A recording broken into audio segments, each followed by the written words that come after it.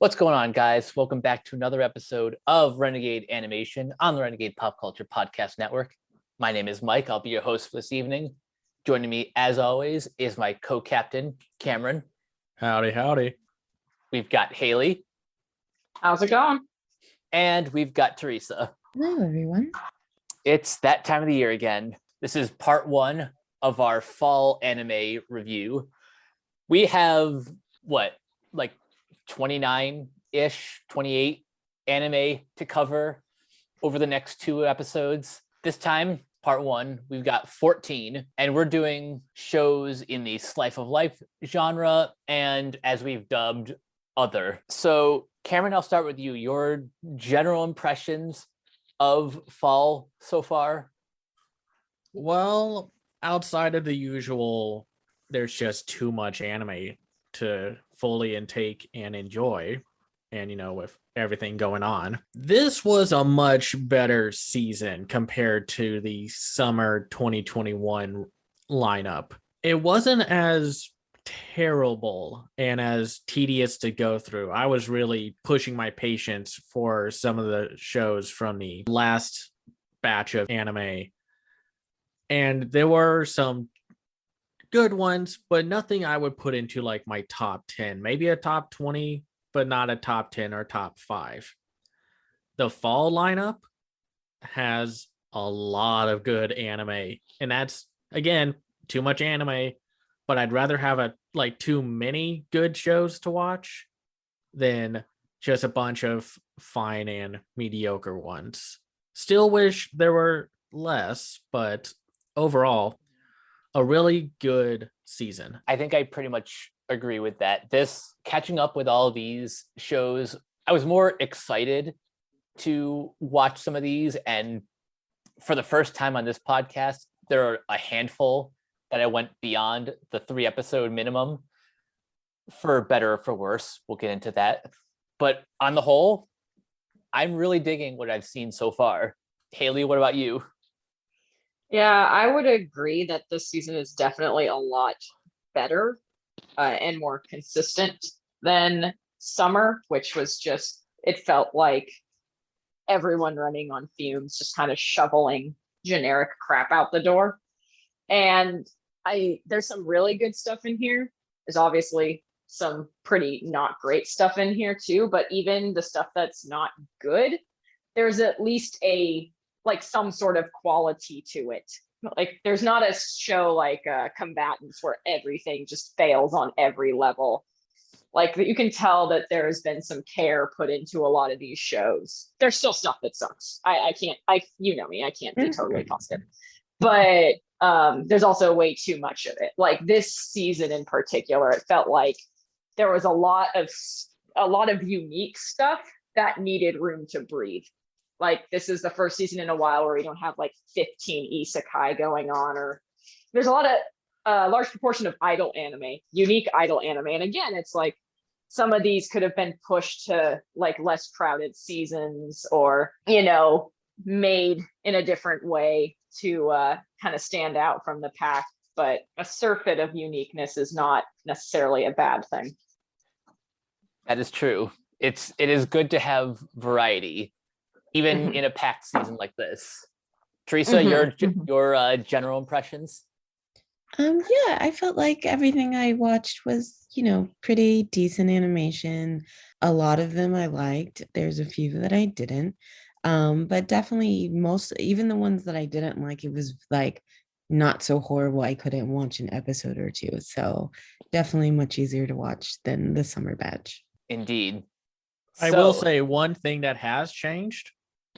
We can no longer use the Netflix excuse or request because Netflix, for the first time in, I guess it's forever, because they did this a while back and then they stopped, have put away the quote unquote Netflix jail and are doing weekly anime releases for their 2 shows this season. I would love to see the actual numbers somewhere down the line. I know streaming services are not that transparent, but because this is a new experiment, I'm curious if they'll be a little bit more open, if for no other reason than just so we can potentially get more shows released this fashion. I mean, I'd be fine with that, but I'd also be okay if they took a few and then just released them whenever Netflix wanted them to come out, just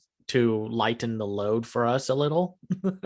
Yeah, that's a good point too. I mean, but again, if they can just make like less anime, that'd be great. So we're going to start with the slice of life, and we're going to start with one that I was kind of looking forward to and then was instantly disappointed after rewatching the first 3 episodes again. So let's talk about Blue Period, which is on Netflix. Content warning, a lot of transphobic comments and commentary. So this is based off of the manga by Tsubasa Yamaguchi. It's directed by Koji Masunari and Katsuya Asano, written by Reiko Yoshida, and produced by 7 Arcs. Second-year high school student Yatora Yaguchi is a delinquent with excellent grades, but is unmotivated to find his true calling in life. Yatora spends his days working hard to maintain his academic standing while hanging out with his equally unambitious friends. However, beneath his carefree demeanor, Yatora does not enjoy either activity and wishes he could find something more fulfilling. While mulling over his predicament, Yatora finds himself staring at a vibrant landscape of Shibuya, unable to express how he feels about the unusually breathtaking sight. He picks up a paintbrush, hoping his thoughts will be conveyed on canvas. After receiving praise for his work, the joy he feels sends him on a journey to enter the extremely competitive Tokyo University of the Arts, a school that only accepts 1 in every 200 applicants. Facing talented peers, a lack of understanding of the fine arts, and struggles to obtain his parents' approval, Yatora is confronted by much adversity. In the hopes of securing one of the 5 prestigious spots in his program of choice, Yatora must show that his inexperience does not define him. I wish this was better. I'm not against this kind of story and the struggles of being an artist. Let's get started with overall thoughts. Haley, what did you think? So I also really wanted this to be better than it was. There's not a whole lot of anime getting into the real struggle, kind of hardships, of going into the fine arts as a career. There's only a handful of manga that even touch fine art, period. And I was not familiar with this one going into it. I think its biggest problem is that its lead is like the biggest asshole. Like he's just a piece of shit. And not in like a Itaden deities, like this person is completely without redeeming value. It's just that he's a dick. Like he spends a lot of time in the first couple of episodes basically being a transphobic asshole to someone who is admittedly inspiring him to go into art. It's like, I don't know what he thought was going to happen there. Like, what are you trying to gain out of this by just dead naming your friend who clearly has her shit together way more than you do? He also I don't buy his journey. I don't buy that after a night of like super drinking that apparently he does all the time, he looks outside and he's like, oh shit, this is gorgeous. I'm like, I just don't buy a lot of what he does. He goes from unmotivated to do anything but study because he wants good grades for reasons, to super passionate about getting into an art school in like 5 minutes. The pacing of this doesn't really help, but it comes off very Naruto-y sometimes in the beginning of Naruto, when Naruto is just kind of like, I'm gonna be Hokage, believe it. And you're like, dude, you can't even summon a clone jutsu. What the fuck do you think you're gonna do? And that's basically this. Like, I'm watching this going like, it's great that you're into art, but you probably shouldn't be putting all your hopes on getting into a fine art school when you just painted a canvas different shades of blue with a watercolor. Like, I took, like, I was an animation major. I did not end up doing that, obviously. But I took a lot of fine art classes, and there is a complexity and there is a skill to doing the kind of abstract art that's the purest white canvas or whatnot. What's being shown to us is not that. It's like he's a genius for sketching over a fifth grader's watercolor. And kind of his progression doesn't make a whole lot of sense, because by the end of episode 2, he's drawing flawless still lifes. I'm like, where did this come from? Like, I clearly I really didn't like this. And it's a prime example of a show where the main character needed to be somebody else. And there's 2 great candidates. The Yuka, the trans woman, who spends most of her time just being shit on by our crappy ass lead. It's like, bro, you do better. Calm down.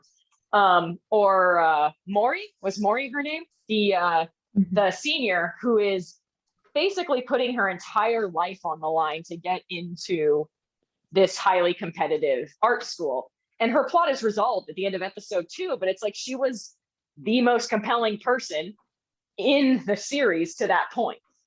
So it's like, where are we going? Why are we following this dude who's blundering into success? Like, show's very frustrating.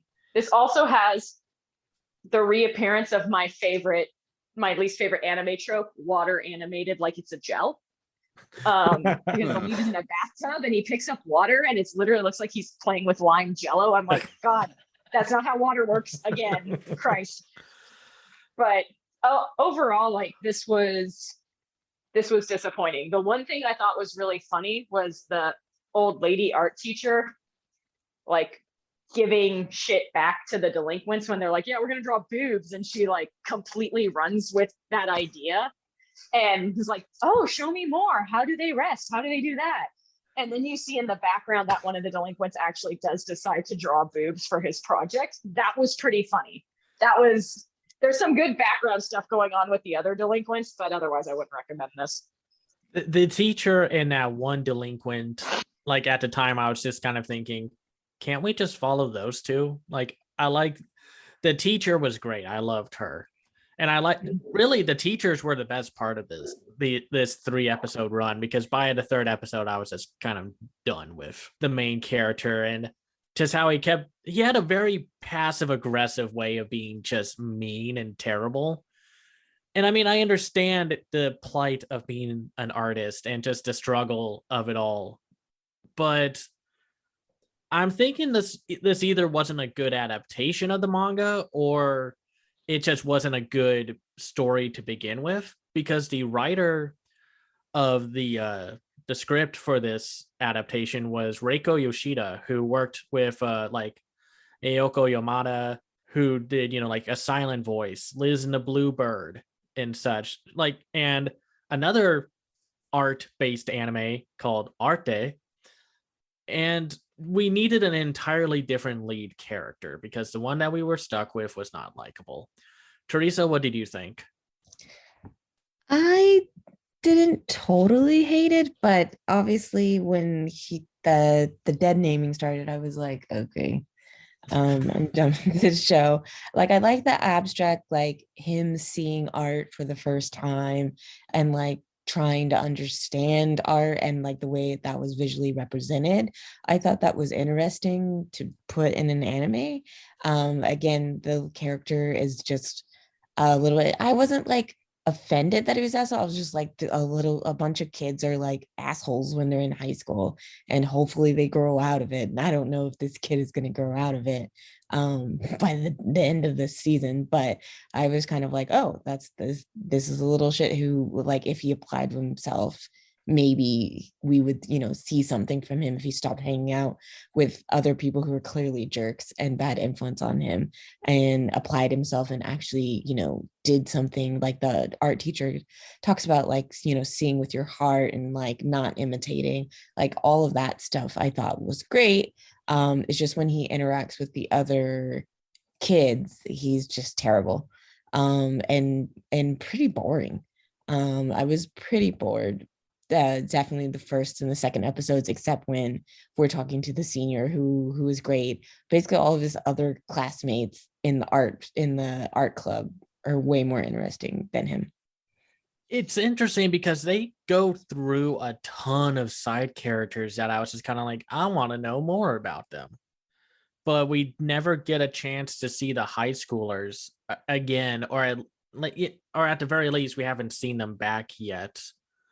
Where it then introduced to all the people going to the this art class, and they're also just kind of all terrible. But I'd rather watch them more than our lead. Mike, what did you think? This show is kind of the perfect example of having a really great premise and just kind of the whole concept of, really diving into what it means to get into like fine arts as a career. But everything that's good about the story and the premise is almost completely tanked by how terrible our main character is. Like Haley said, he's not a monster per se. He's just someone I don't think I'd find fun to hang out with in real life. Part of his character I can kind of relate to, the thing about like self-confidence and all that. But then once he starts like actually dead naming his like one of his classmates, I'm like, oh, okay, so he's just not a good person, not someone you want to root for. And as we kind of alluded to, this is going to be a recurring issue with some of these shows where we're just straight up following the wrong protagonists. There's at least like up to 5 that have this issue in part 1 alone. Yes, it's going to be a reoccurring thing. And for a show about art, the animation was not consistently great. There were a few moments where it looked pretty good, but most of the time it was just okay. And you kind of expect more from a show about art to, have pleasing looking art, but I guess that was not in the cards for this show. So, yeah, in general, a big disappointment. Hopefully Netflix can do better because they have done better within the same season, but we'll get to that. Next up is our first anime from Funimation, Taisho Maiden Fantasy, which is based off of the manga by Sana Kiriorka. It's adapted and directed by Jun Hattori, written by Hiro Fukuda, and produced by Synergy SP. Tamahiko Shima is the youngest son of the powerful and wealthy Shima family, blessed with great fortune since his childhood. He grew up wanting nothing but affection from his oftentimes distant family. Oh, we'll get to that. After losing his mother and crippling his dominant arm in an accident, Tamahiko fell into deep despair and is cast aside by his own father for his handicap. Condemned to live isolated in the countryside where he would not bring shame to his family's name, he resigned himself to dying alone until one day a young girl named Yuzuki Tachibana appeared on his doorstep, proclaiming that Tamahiko's father sent her to be his bride. As she takes care of Tamahiko, Yuzuki brings a feeling of springtime into Tamahiko's dreary life, allowing him to gradually heal from the deep emotional scars of his youth. Their lives slowly intertwine as both Tamahiko and Yuzuki taste the fruits of their first love. So, at first, this was one of those shows where it's like, oh, this sounds kind of, what's the age gap between our two leads? It's like, because, anime's going to anime for the most part, but you still wanted to not be uncomfortable watching this, but we'll get into that. Haley, what did you think? Once we figured out what the ages of a lot of these people were, which is like episode 3, frankly, too late to be clearing up some of this stuff. I think this is a fairly sweet, enjoyable anime. I think part of what makes it so is that its historical setting is extremely relevant. A lot of the elements of the story that play into that are really interesting. You have the dynamic of the fallen son, basically, whose hand injury is apparently so socially unthinkable that his family has just decided to be the worst stereotypes of a fairy tale family ever. You've got the central 2 characters are very sweet and endearing, I think. Like, we're going to talk about a lot of male teenage leads with depression this season too, which is, I'm glad we're getting more discussion of male leads with mental illness and showing, that that's a normal thing that happens. But almost none of them are executed well. This one is pretty well done. He's pretty true to life and compelling to watch. I also really like Yusuke. She's really cute. And you get the undercurrent of the despair and hardship that she's faced throughout her whole life, even as she's relentlessly chipper and always making food. I think the thing that's most endearing about this show to me is once it clicked for me that the title, the Taisho Otome fairy tale, is very true. Like, it is a fairy tale. The archetypes are there. They're really well executed. It's the isolated man and the perky princess, but it's transliterated to kind of a unique setting, and a lot of life is breathed into these kind of rote stereotype characters, like the evil family, the evil sister, the evil sister's great, by the way, the innocent female lead. It's like, this isn't going to set the world on fire. And again, it does have some issues because anime gonna anime. The male lead looks 25, the female lead looks 12. They only have about a 3-year, 2.5-year age gap. And it's in a historically relevant setting, and neither of them is sexualized. So it's not, once you find out the ages, you're like, okay, cool, we can breathe, it's fine. But it's annoying until then, because you're like, this is very sweet, but I don't know if I should be creeped out by this or not. That's really the only issue I had with this show, though. I really just liked this show. One of the things I kind of liked about the show was the opening. It felt very 90s anime inspired. Mm-hmm. It did remind me of like more earnest romance anime from back in the day, though hopefully I remember a lot of them didn't have creepy age gaps. But Teresa, what did you think? Yeah, it was okay. I don't know if it was for me, but it was definitely good. My first impression, though, as I was watching it, they have that inner title about like, I'm a pessimist, and I was like, this kid is not a pessimist, he is depressed, like, profoundly. Seriously. I was like, could this, like, I just felt like the first half of the 15 minutes, I was like, I know he's trying to kill himself. He's extremely depressed. He's literally isolated, because I was like, who's taking care of him out there? Like, can he feed himself? He can barely like use his hand. I did like the Yuzuki. She was very sweet. I love the scene where she takes him up the hill. I believe that's in episode 3, when the sister is being god awful to him.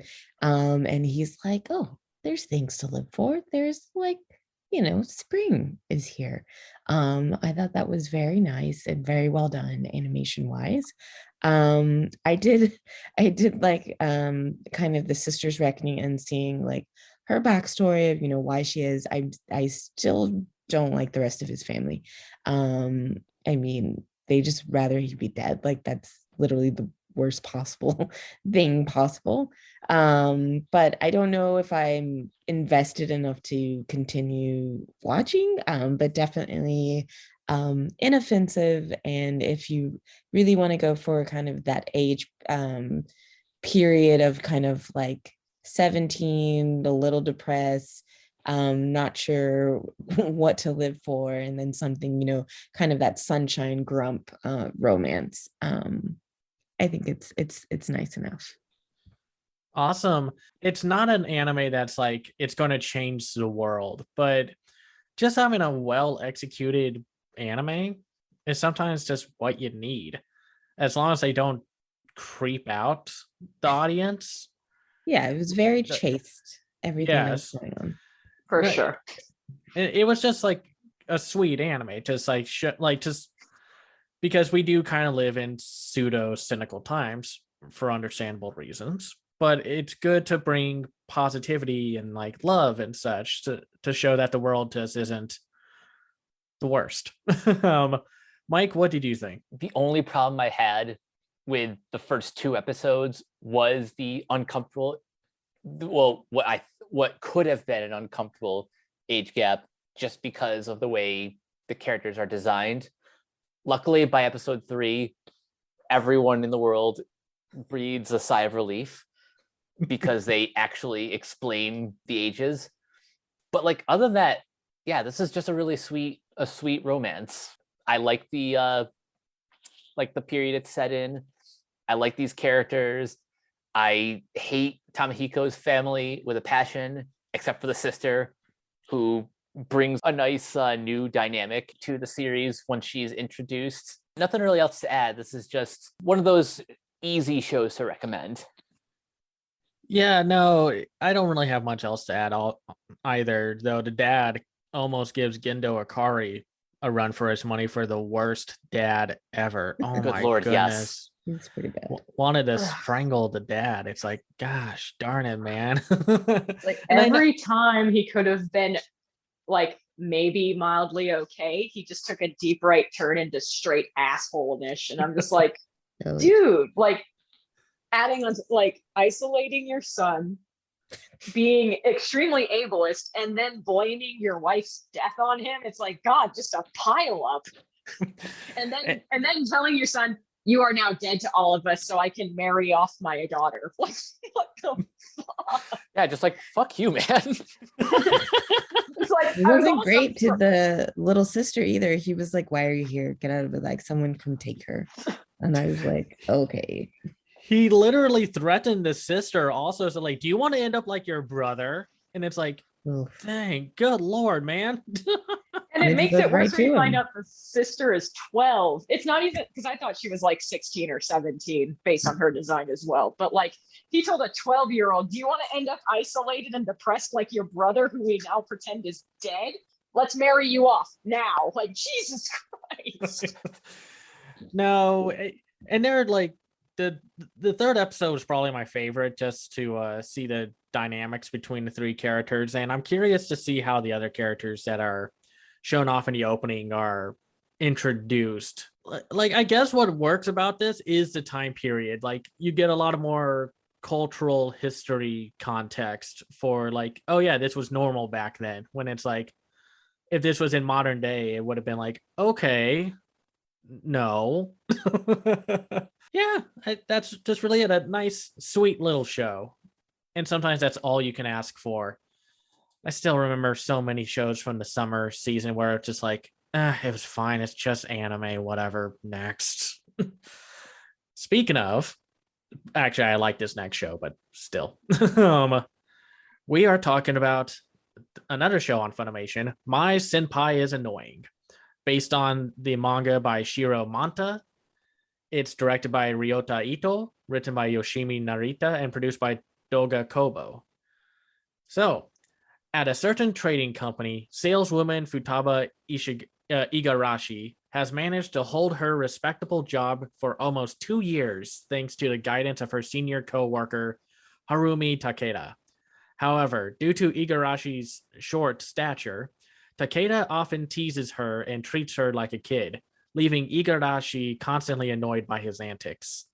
Despite this, Igarashi notices Takeda's reliability, as he is always ready to help whenever something at their workplace goes awry.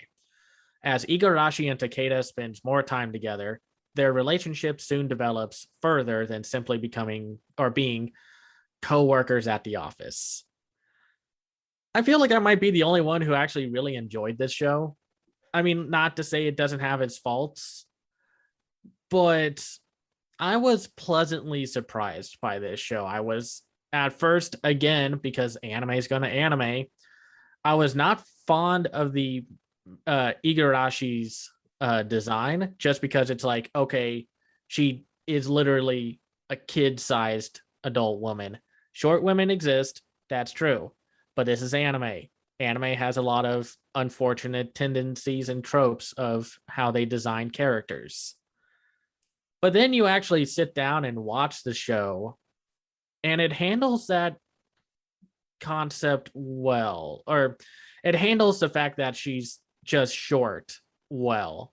I think it helps that it has a cuter art style, and everyone in the show are adults.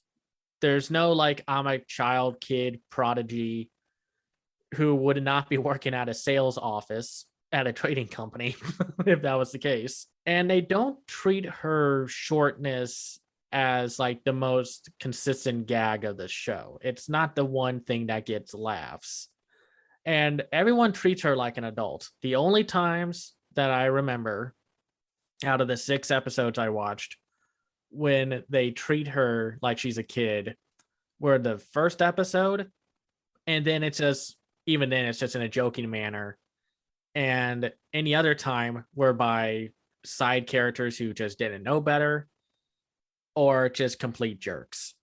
So it was just nice to see an anime that was just about young adults going through life. You just don't get that often in anime anymore. It was just really nice to see. And just to see a office job anime that's not Agretsuko, even though I love Agretsuko. But Haley, what did you think? So this was better than I thought it was going to be. I only watched 2 episodes of this, not because I was like, I'm done, but I honestly thought I had watched 3. Turns out I only watched 2. But it's good-ish. Like it's I have some issues with it. One of them is the entirety of episode 2 is just like infested with nonsense boob jokes. And Teresa and I briefly talked about this, but women do not talk about their boobs like that. Women do not compare boob sizes with each other. Not as adults. Yeah. If you were in high school and this happened to you, like, okay, I mean, we're all kind of figuring ourselves out, I guess. But women generally do not sit there festering in jealousy over the size of other women's tits. That's just not a thing that happens. If women are talking about boobs, it's because they're talking about how much they hurt in their bras. Like that's just the experience I've had. And I think that's a pretty consistent experience with women. And the fact that episode 2 is almost entirely devoted to how upset our lead woman is about not having a bigger chest it just doesn't ring true.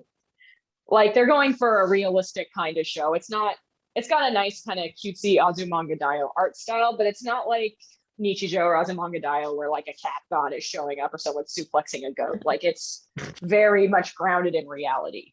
So it's weird to see like just anime tropes. And speaking of anime tropes, like we get in episode 2, and it's a nice moment where the senpai kicks the ass of a train groper to protect both our lead, whose name escapes me right now, even though you just said it, Igarashi, to protect Igarashi and other women on the train. And it's a good message. It's cool. Like he's like, that's unacceptable. Do not do that.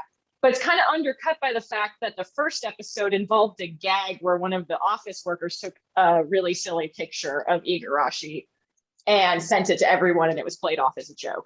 So it's like we're getting some mixed messages here. Like things can get played for jokes and then are taken super seriously, like based on the moment and who's executing them. Also, the love interest for the side girl. I hate saying side girl, but these are pretty generic characters. I can't remember her name, but the main Toko Sakurai. Yeah, so Sakurai is the woman, correct? Yeah. Her love interest is a piece of shit. Like he's not compelling. He is what the lead in Blue Period will grow up to be when he inevitably does not get into art school. He's just not cool.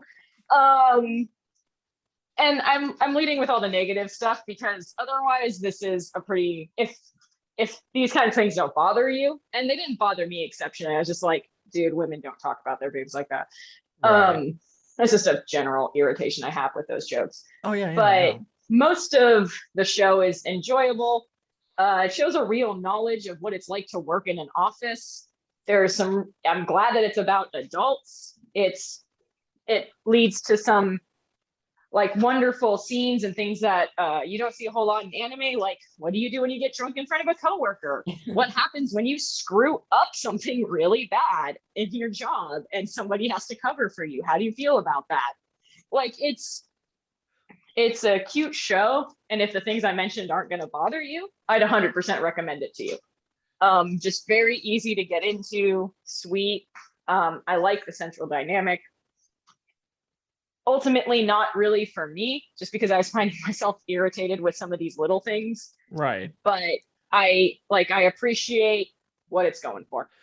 No, to be clear, I don't find those kind of like, oh, the girls talk about their boobs and such thing. Like, no, stop doing that. You're just doing that for the male audience members. Anime, I get it. It's a young man's game or a young person's game, but come on. I don't know. Maybe it's just because I'm 31 going to 32. I'm getting tired of certain anime tropes. And there are definitely some jokes that don't work well. I think there was maybe one joke in episode 2 that kind of worked. I think, yeah, the reason you watch this show is you watch it for Futaba and Harumi. Their dynamic is great. I love them. I love the introduction of Harumi when Futaba is just like, hey, boss, how you doing? And then you hear like this stomping noises and then like this looming shadow over Igarashi. And he's just like, Igarashi, hi. I don't know. I love characters like him. And it is just kind of nice to see one he's just a good guy, like a genuinely good guy. He's literally a nice guy. But yeah, the other side characters are what kind of hold this show back. Like, I don't care enough about them, though the Russian employee is very funny how she's just like, oh, that is that what you're having for breakfast? Here, I brought this. And she pulls out a vodka bottle. But then she's like, oh, don't worry. It's just full of water. But still, the visual gag alone of her just getting hammered at work. Oh, that I don't know. I just thought that was very funny. And I liked Igarashi's friend, Natsumi. I thought she was a lot of fun. And you do get to see a lot more of the characters interact with one another. And like Sota becomes actually tolerable later on. Not much more tolerable. So if you're not fond of him, which Haley, I perfectly understand, it won't change your mind, but he does get better. I think the writing gets better. And then we get introduced to Igarashi's grandfather. Mm-hmm. And I liked him. In the opening, you see him. He's the guy with the green hair who just like hulks out and just muscular. And the 6th episode is about him interacting and getting to know Harumi. And it's just a lot of great jokes and like gags and such. So, Teresa, what did you think? I thought it was cute. Although the first episode, definitely the first 10 minutes, I was like, I don't know if I'm going to make it through this show because the senpai is really, truly annoying. They definitely get that across. I think maybe I have to think about people touching my hair personally. But right. He keeps doing it and she keeps saying like, I told you. So I would say that's my main issue with the show is that he does not respect boundaries at all.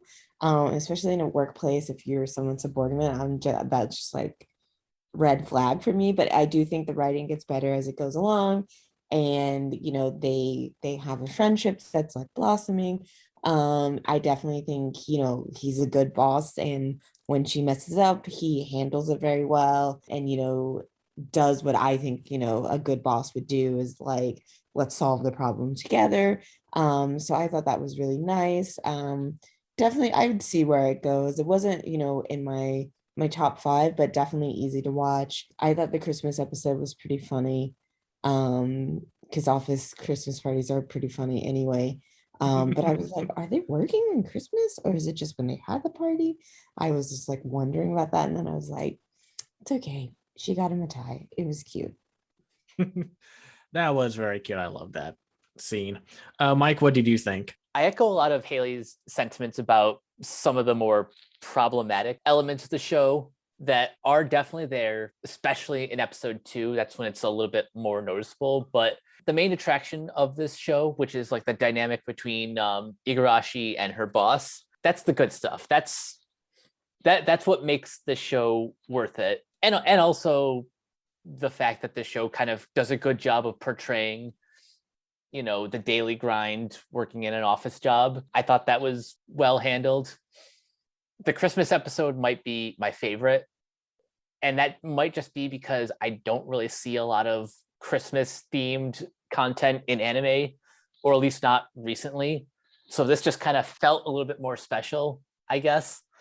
But on the whole, this is one I can easily recommend. It's sweet. It's never too fan servicey. And yes, the fact that they're all adults makes this a lot more digestible than if, say, Igarashi was some sort of high school prodigy or whatever. I don't recall they're ever actually specifying her age, but that she's old enough to have a regular 9-to-5 job means that there's nothing too creepy about their platonic relationship for now.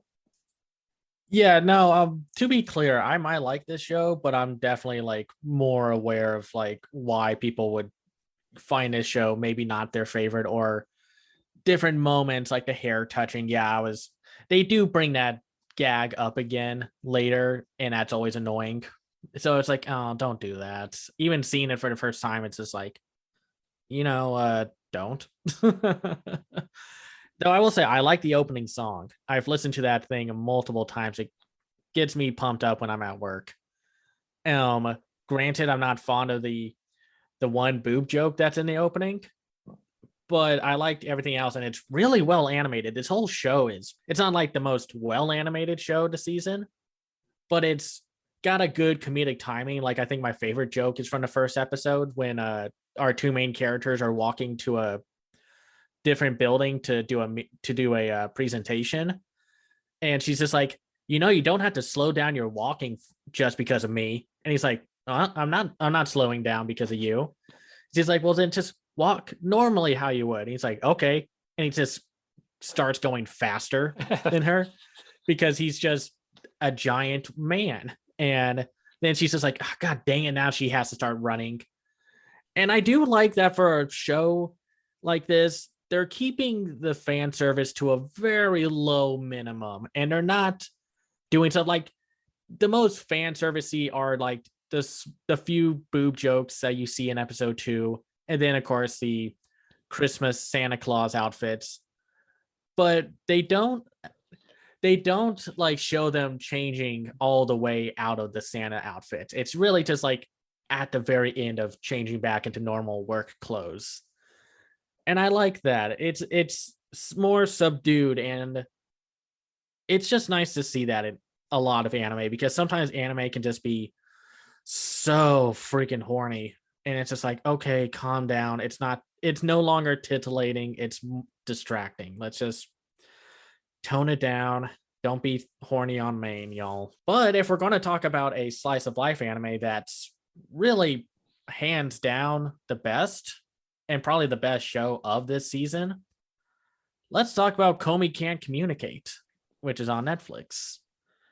So it's based off of the insanely popular manga by Tomohito Oda. It's directed by Ayumu Watanabe, who I love, and Kazuki Kawago. It is written by Deko Akao, aka Hitomi Mieno, who we She's saw back! Yeah. And produced by Oriental Light and Magic, the Odd Taxi and Pokemon studios. Hito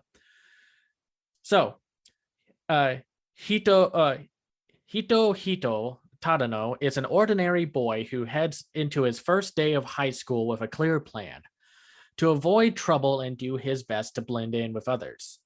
Unfortunately, he fails right away when he takes the seat beside the school's Madonna, Shoko Komi. His peers now recognize him as someone to eliminate for a chance to sit next to the most beautiful girl in class. Gorgeous and graceful with long, dark hair, Komi is universally adored and immensely popular despite her mysterious persona. However, unbeknownst to everyone, she has crippling anxiety and a communication disorder which prevents her from wholeheartedly socializing with her classmates.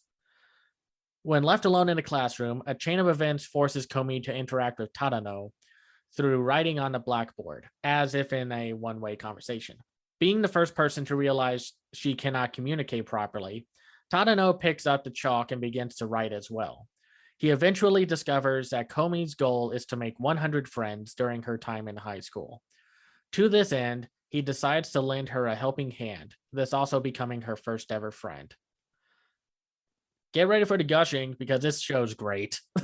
Like, hands down, this might be the best anime of the season and easily one of the 10 to 5 best shows of 2021. And that, we already have a stacked year for those shows. So let's get started with it. Haley, what did you think? Yeah, this show is pretty wonderful. I'm going to start off the bat by saying it's wonderful in spite of how bad Netflix botched these subtitles. Like, just going to throw that out there. Like, there are whole screens full of Japanese text that are not translated on this show. And I don't know why, but this is an extremely language heavy show, an extremely written language heavy show. And that's just frankly unacceptable to me. You know, like, you bought this show knowing that the central point of the show is communication, and you're not translating the communication. Like, just, it gets better after the first episode, but I was pretty infuriated by that. Partially because this show is awesome. Like, the show is really wonderful. It handles the idea of social anxiety and communication disorders with extreme sensitivity. Like, Comey is never the butt of any jokes. She's just unfortunately not good at communicating and has obvious crippling social anxiety. And Tomohiko is a pretty endearing lead. Like, when we meet him, he's like announcing, my goal is to be a wet towel.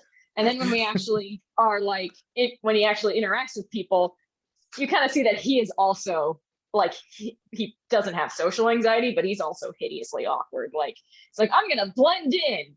And he immediately makes an ass of himself in front of the class. And I'm like, okay, that's why that's your goal. That makes sense. You are incapable of doing that. The characters are really great. I love the trash lord non-binary character that we meet in the second episode. Just like, God, the world's Najimi. God, yeah.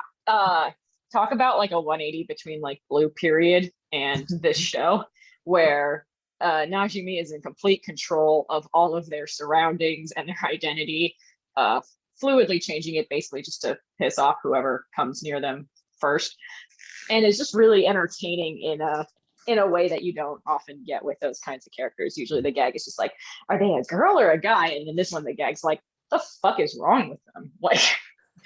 Like, why are they always like fucking with people? What is going on?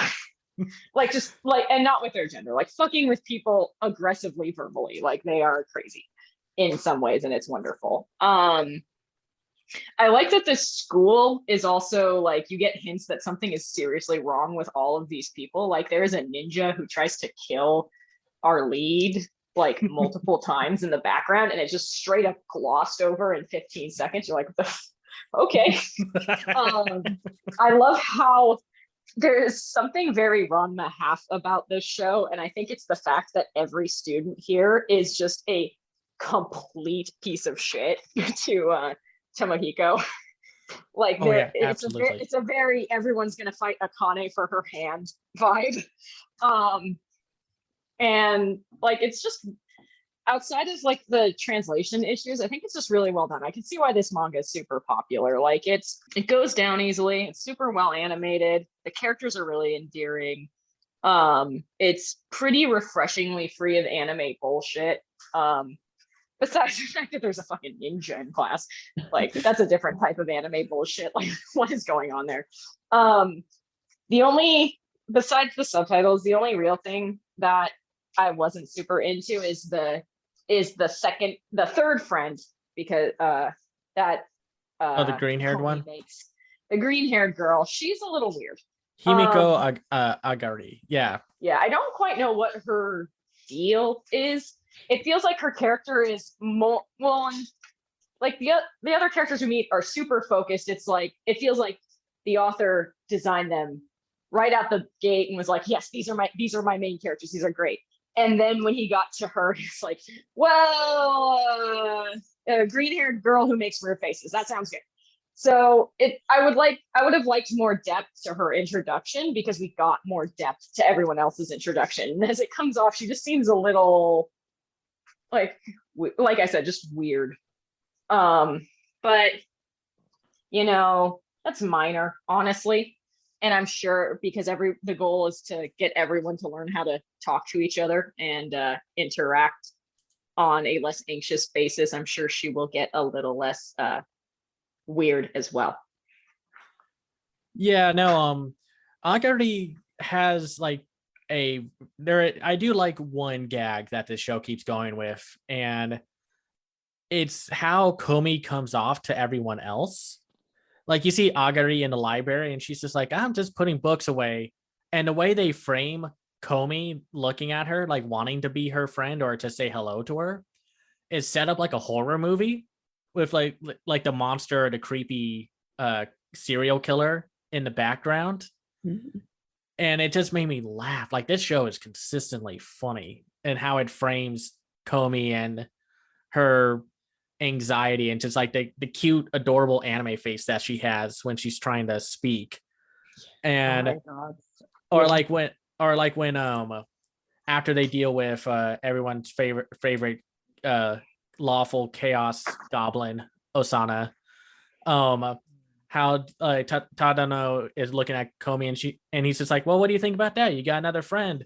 And Komi just jumps in the air with little cat ears, just like little yay. And it's just so cute.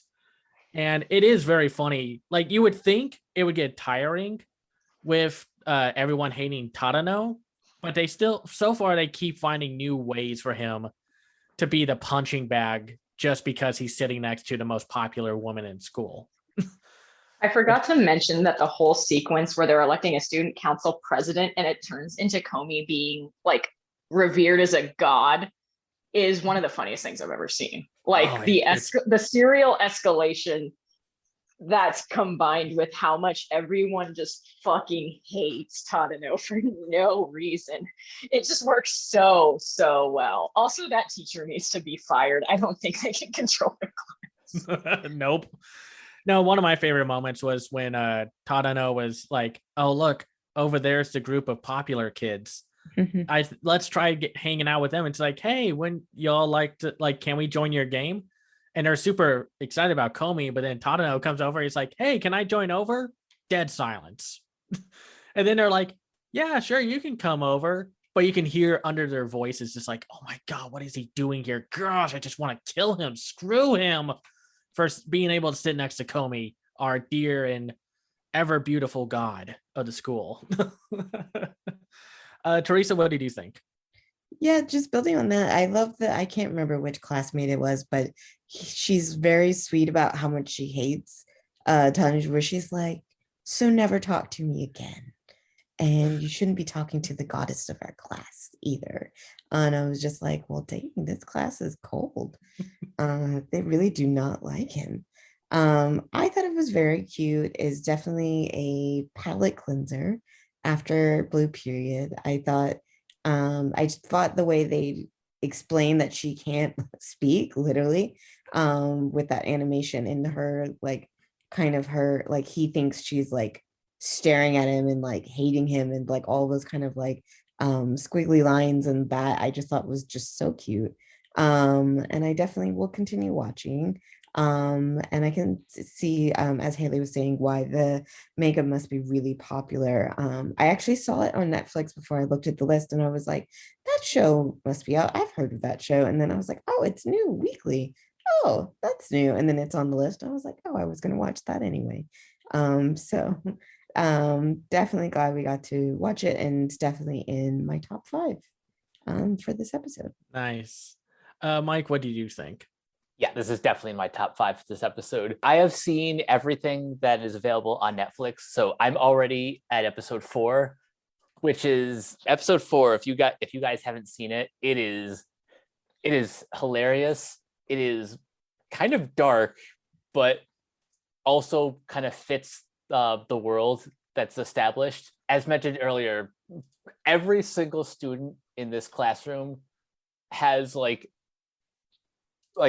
is overflowing with personality. There isn't a single character who I don't, if not like as a person, I at least find interesting as a character. Like episode 4 really revolves around Ren Yamai. She's the one of the cool girls who's like, who goes to Tadano, hey, don't speak to me ever again, and don't you dare talk to the goddess of this school. I'm not going to spoil the specific plot of that episode, but just to kind of circle back to what everyone else has already said, man, this show's representation of social anxiety is obviously elevated up to 11 for comedic effect, but it's still portrayed really well.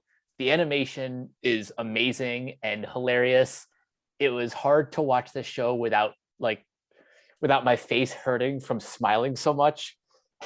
And every time we see Comey make the silent I can't communicate face, where she has like the bulging eyes, makes me laugh every single time. This show is pretty perfect. Yeah, no, it's just consistently funny, and it's just wholesome, and it's hard to find that where it's just genuinely wholesome.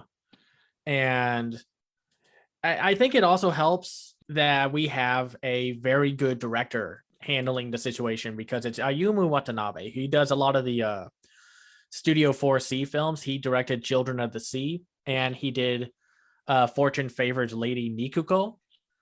And he's very good at handling character by character interactions, and like he knows how to balance like sincere and tender moments along with comedy. And it's just, I don't know if I want to say this, but it's a perfect anime. Just consistently funny. And I wish I could talk about the popular girl, because her story beat is genuinely funny. The one thing I will mention, there's a 24 reference, and it caught me so off guard that I hurt myself laughing, but you'll have to get there when we get there. So yeah, like as you could obviously tell, we all really loved this show. Oh, and a great opening song and beautiful animation. This might be Oriental Light and Magic's best looking animation. Like super just polished looking. And considering that this is like a super popular manga, I'm sure this got all the resources that it needed. So we'll just have to see. I hope there's like more of this, because I know the manga is still ongoing. So, and I don't want them to change a thing. I want them to keep the same people, the same studio, and the same animation standards. Because otherwise, we get stuff like Platinum End. We are now diving into the other for our Battle Royale anime of the season, because, you know, heaven forbid we take a season without having a Battle Royale. So, content warning, because there's a ton of it. A child dies, and there's a whole premise based off of people who were going to kill themselves. So, you know, suicide. And a main villain who lusts after middle school girls when he is in high school. So, I don't know. I kind of want to keep talking about Comey can't communicate.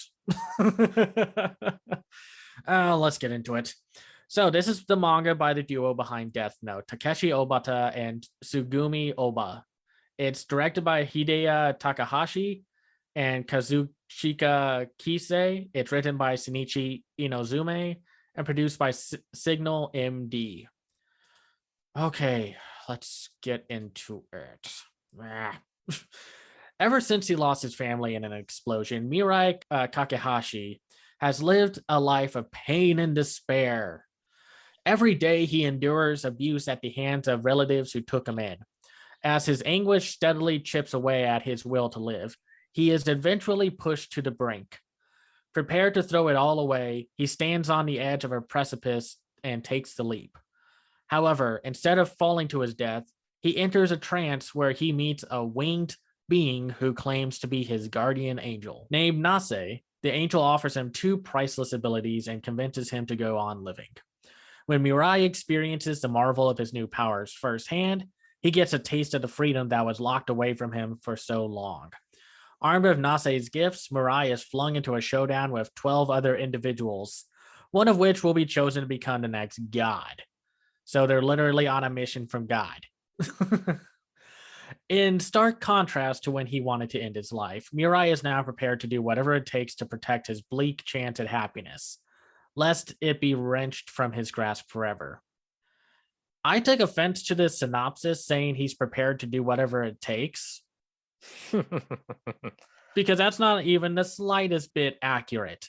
He's a wet blanket in what is quite possibly the worst anime of the season. And not because it's by the Death Note people. That's part of the reason. But this show sucks. It's awful. Just awful. And I don't care if the creators have pedigree.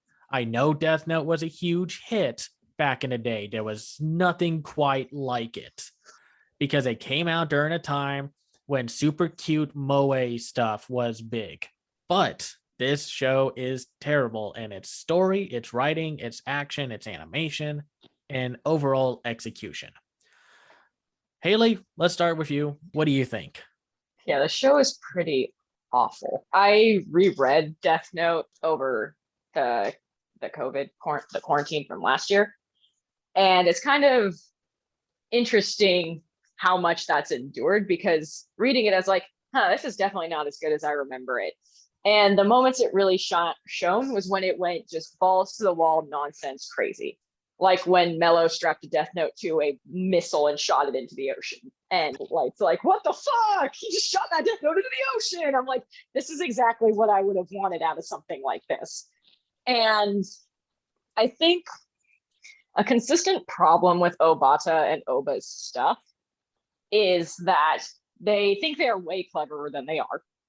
And for Death Note, that worked because Light is way clever, or thinks he's way clever than he is. Like, it's a consistent theme with the anime, is that he basically has the get out of jail free card and is able to erase his missteps, but his missteps start catching up to him. The anime kind of removes some of that dynamic to give us like a Hannibal-esque, like, gay couple teasing. But the manga does that pretty well.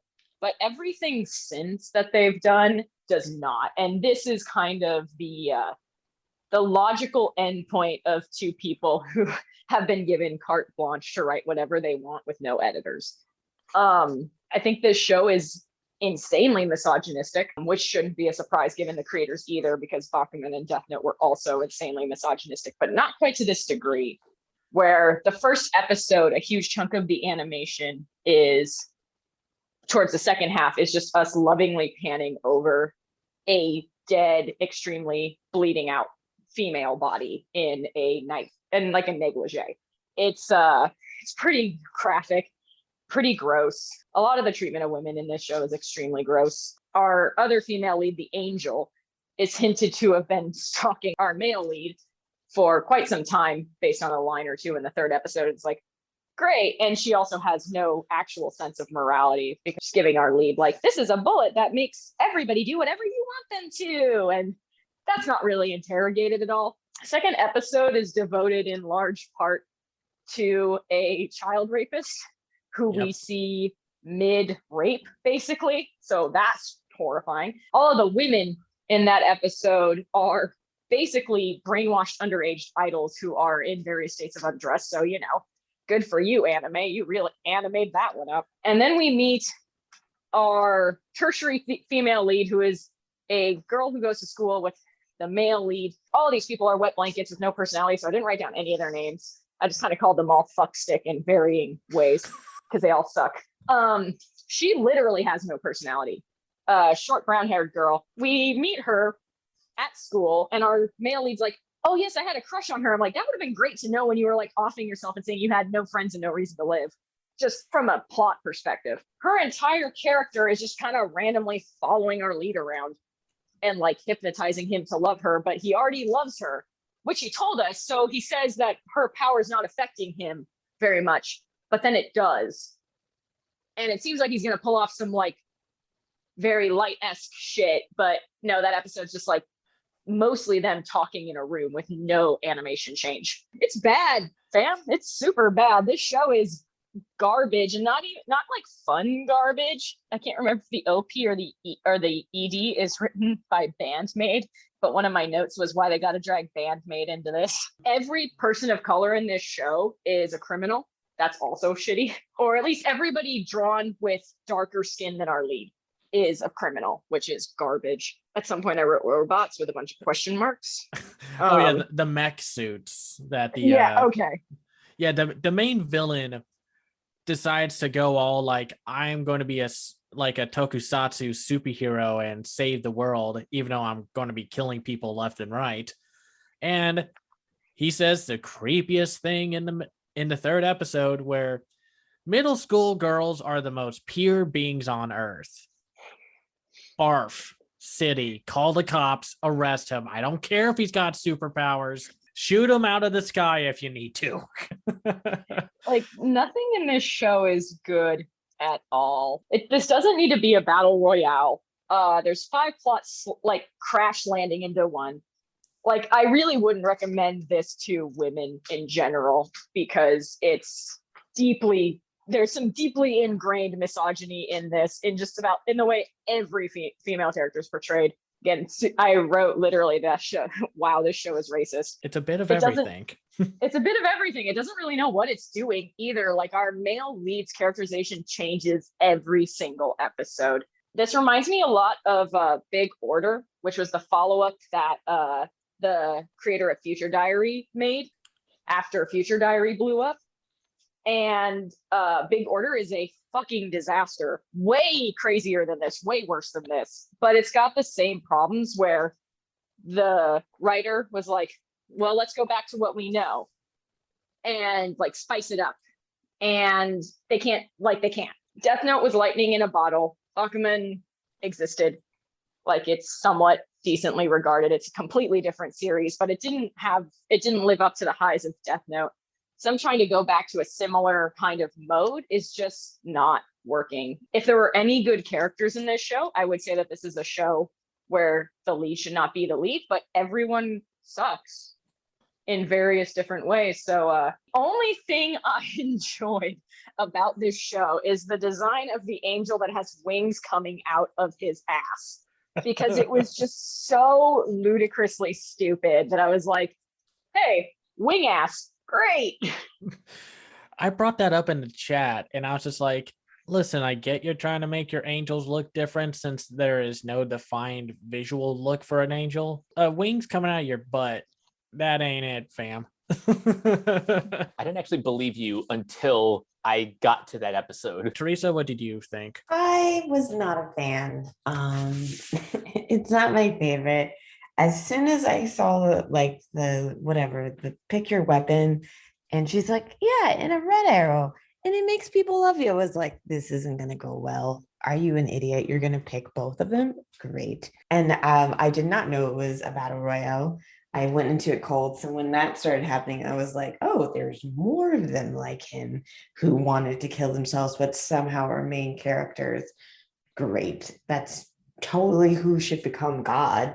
Don't even understand the logic with that. I just found his backstory extremely off-putting as well. Like, it just felt so unnecessary. He kind of started off like Harry Potter, like stuck in the closet, like he's got a terrible aunt and uncle, like, okay. And then it's like, no, they killed your parents. They're literally scum. And the angel's just egging him on to kill them. And I was like, I don't know about this. I was extremely put off from the start. I feel like the premise could be good, but it's just executed so badly with such wet blanket characters unnecessarily. I feel like maybe they, like Haley was saying, they think they're being clever. Like, people who become God try to kill themselves. What about that? And I'm like, no, I don't like it. I mean, I like the idea of like angels, like watching over people, egging them on to violence in a way, but I read a lot of urban fantasy books with angels doing really terrible shit. This isn't it for me. The problem with this show is that it tries to be easy to understand, but then it gets really complicated really fast, because all the angels are not the same power level. Some just have wings, some just have arrows, some have only one type of arrow, some have 2 types. Sometimes they have everything. And then they start doing things like, oh, I can just give you my arrows and wings. And it's just like, no, stop complicating things. No, stop. Just say everyone can fly around and shoot arrows. And then a lot of like the later episodes are just like two of these other contestants who we don't even care about are explaining why they are being like super smart, and just like that's all their dialogue. And then I mean, like there were some interesting little details, like when a kid got an angel, and I was just like, oh, that's kind of never mind. They kill off like four of the 12 contestants right away. We're following the wrong character because they introduce this adult male character who, yes, he's not great, but he's way more interesting than our lead character, who has to be forced around to do stuff.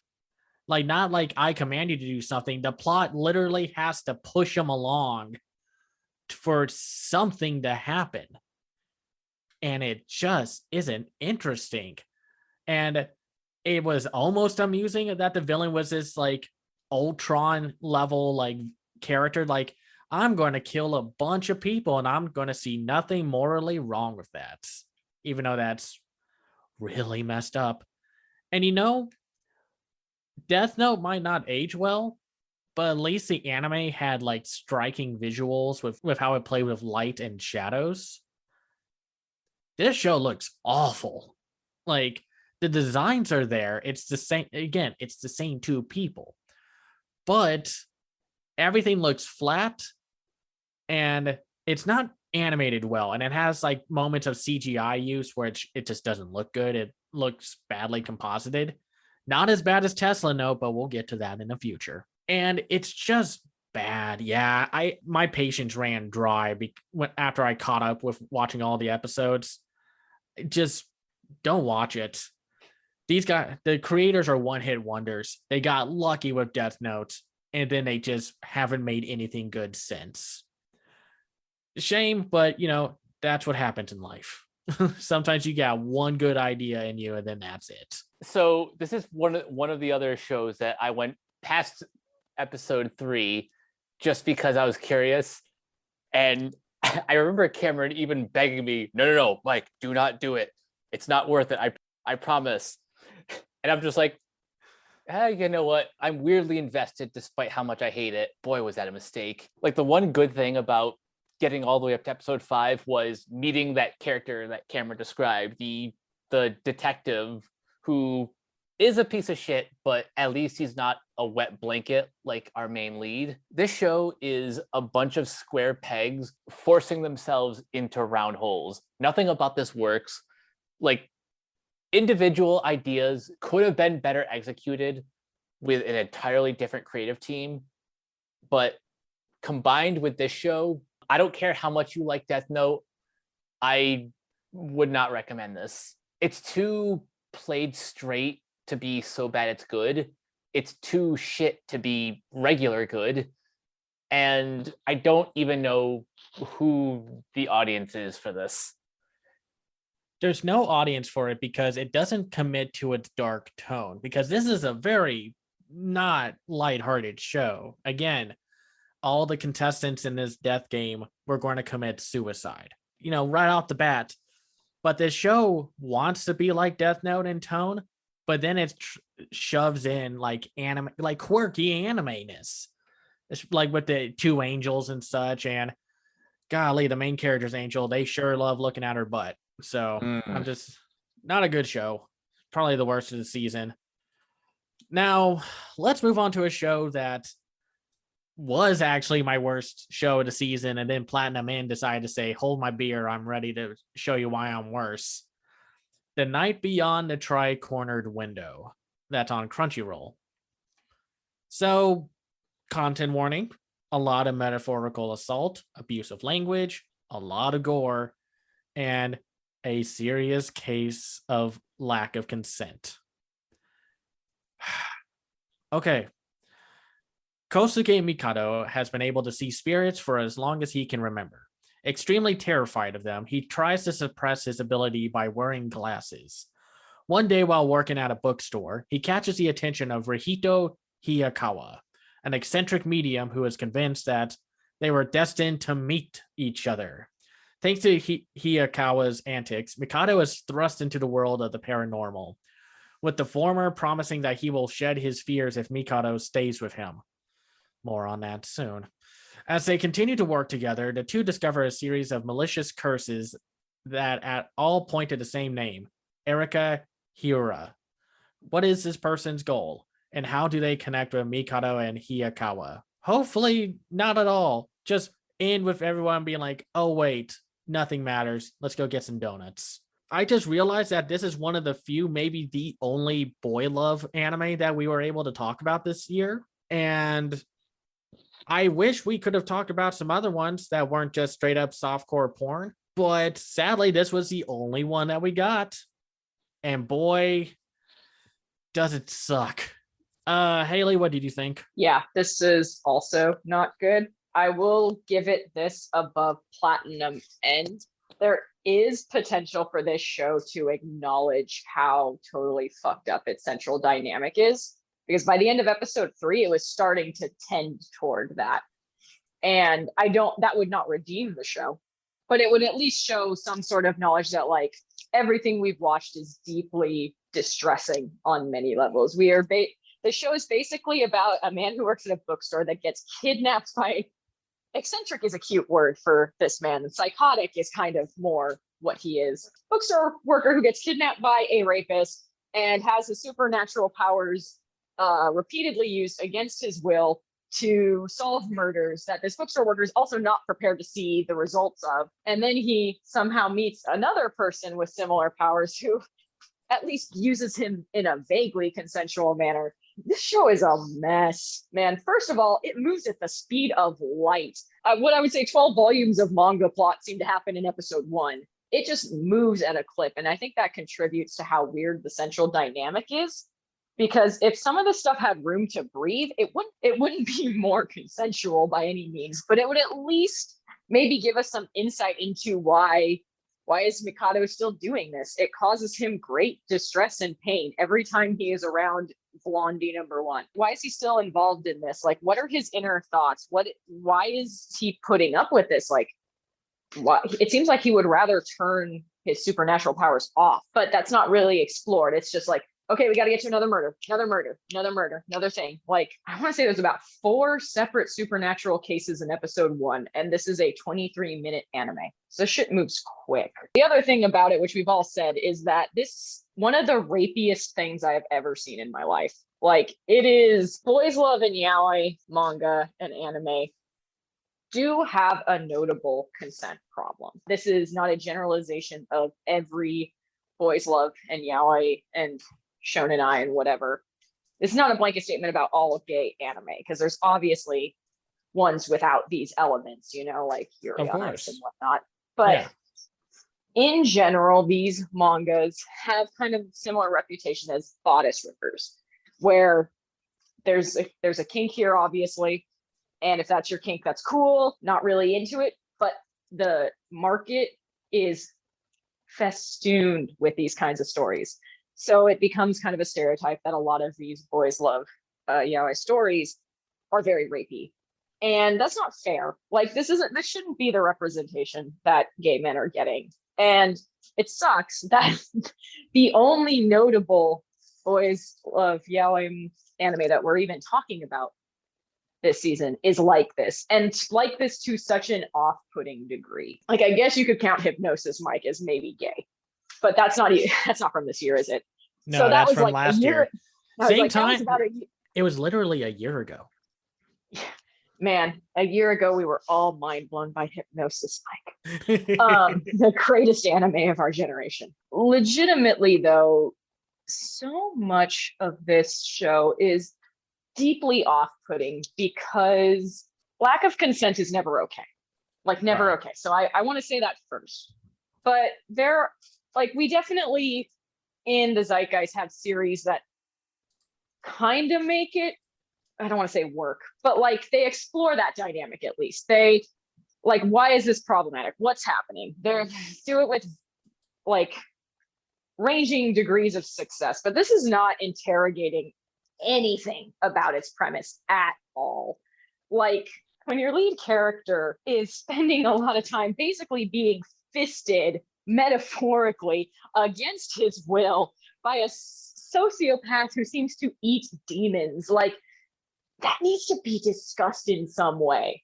Rikita is not the only one who's like that, because Erica also, literally the one time she's able to touch Mikaido, also basically goes into his mind and memories and soul without his will. So this is a consistent problem with all of the characters and with the narrative itself. Now Erica does call out that Rikita is creepy as shit, at least, but like, that's a low bar to clear. Like, this feels like a less graphic redo of Healer to me, where it's like, I can't judge this as porn because there is no actual nudity, penetration, anything like that, which is what it clearly wants to be. This clearly wants to be porn. So I have to judge it on what it is, which is a very, very creepy, supernatural anime that seems to be plotted and written like a fan fiction of itself. Like, this is the last thing I watched. I really know how to finish up these episodes. Seems like every time I watch the absolute, like, one of the worst things last.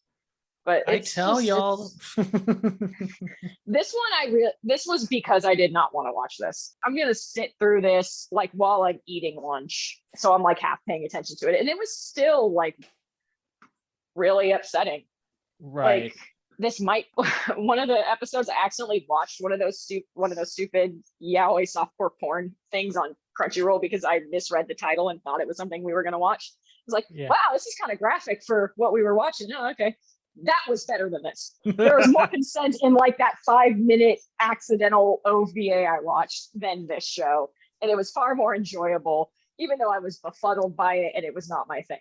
Right. So I also want to point out that there are some serious yaoi hands going on. Like, this really feels like a malicious meme version of what a stereotypical explicit yaoi would be. Right. Mike, what did you think?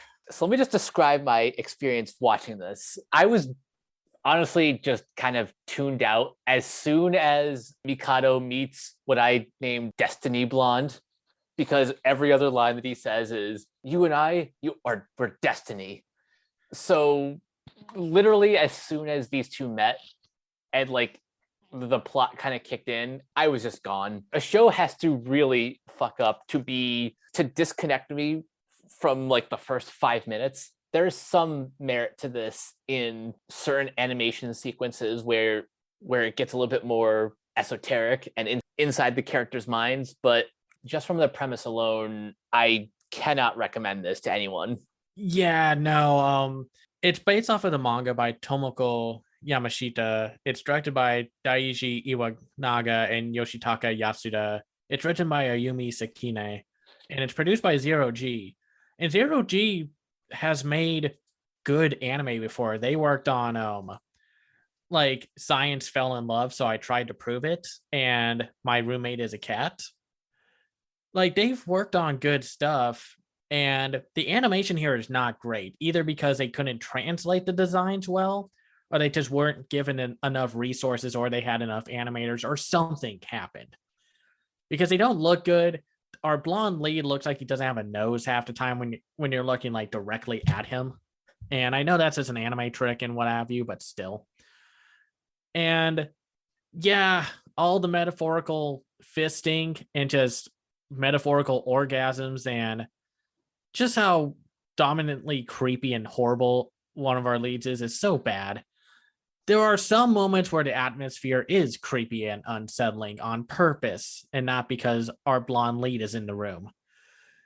The opening song and the ending song are great. Those are probably some of the best of this season, and they're stuck to one of the worst shows of the season.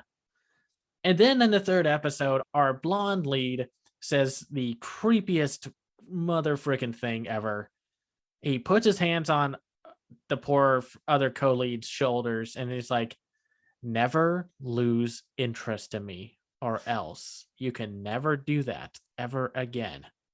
And it's like, okay, calling the police. You're creepy. You're out of your gourd. You're going to jail. Bye. That's one thing about this show that does break the realism is that dude is so aggressively creepy and weird to everyone he meets that it is incredible that he is not in prison.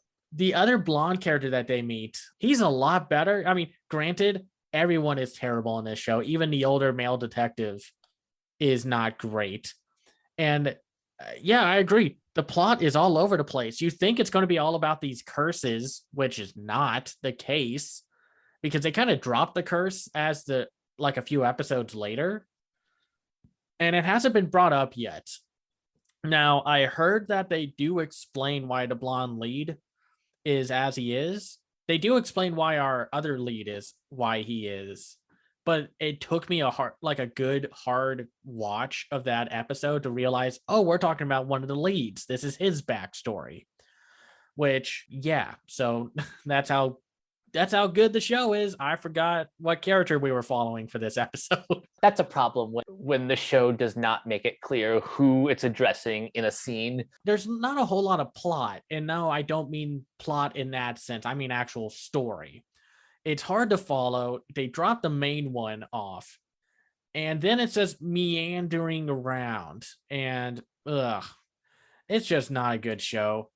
I don't know how I was actually looking forward to watching some of these episodes just to see how it goes, but that's only because I watched Platinum End and I was just like so mad. I was like, let's just see how bad Night Beyond the Tri-Cornered Window goes. And then it just still kept being bad. I know we're going to get to it later, but this sounds like an obvious question, but definitely rather watch Miracle-chan than this, right? Oh, absolutely. And I'll explain that when we get there. Man, I don't know. That's a hard choice. I would actually be sitting with that one for a while. But we'll get to that when we get to that. So let's talk about Visual Prison. What should have been the hypnosis mic of the season, but it was not. So consent warning, slight incest. That is all. I'm shocked that there's only one content warning for this. Anyway, it's an original anime. It's directed by Takeshi Furuta and Tomoya Tanaka. It's written by Yuki Sugawara and produced by A1 Pictures. Vampires have existed for centuries and live under the rule of the Scarlet Moon. Once a year, Visual Prison occurs, a visual Kaye competition where the vampires who sing the most beautiful song is bestowed with great power by the Scarlet Moon. At the forefront of the competition are Eclipse, the reigning champions who stand for an established order, and Lost Eden, a group that believes the strongest should rule. Ange Yuki is a lonely boy with no confidence in his singing ability. Don't worry, this all wraps up into the plot somehow. Trust me, we haven't skipped over to another show. He moves to Harajuku in search of a musician he idolizes, but during his quest, he gets entangled in one of the many live performances clashes between Eclipse and Lost Eden. Their fascinating stages stun him, but he soon collapses, overcome by bloodlust. Regaining consciousness, Ange finds himself under the care of Giltia Guile Brayon, the musician he admires, and learns that he is a Dhampir, half human, half vampire. While Ange now has the privilege of participating in the upcoming Visual Prison, Guile explains that he will not join him in his endeavor. Meanwhile, Ange encounters Robin Lafitte, a foreigner from England who is enamored by his astonishing singing voice. With the day of competition slowly creeping up, Ange has put together a capable unit in an exciting race against time. A race against time that they sure take their time with. This wasn't good either, but at least I could understand why someone would like. Let's get down to it. Haley, what did you think? This show is confusing as fuck.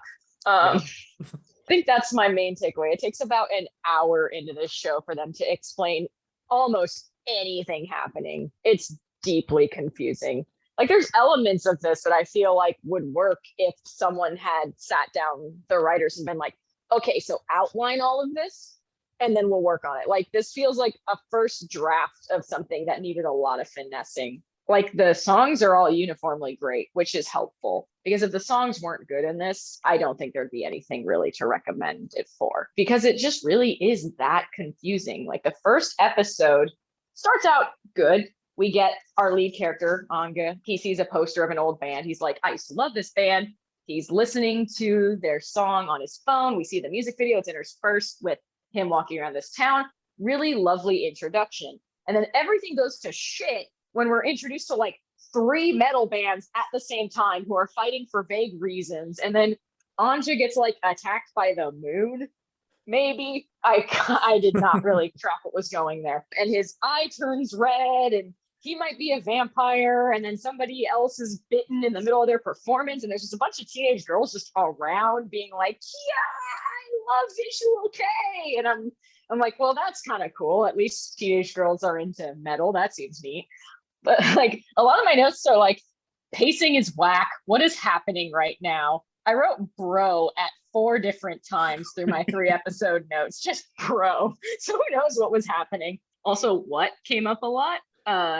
Someone explain something, please. This is really Visual Kaye glee. They finally kind of explained something at the end of episode 2 where it's like the moon curses people and they need to find gems or something.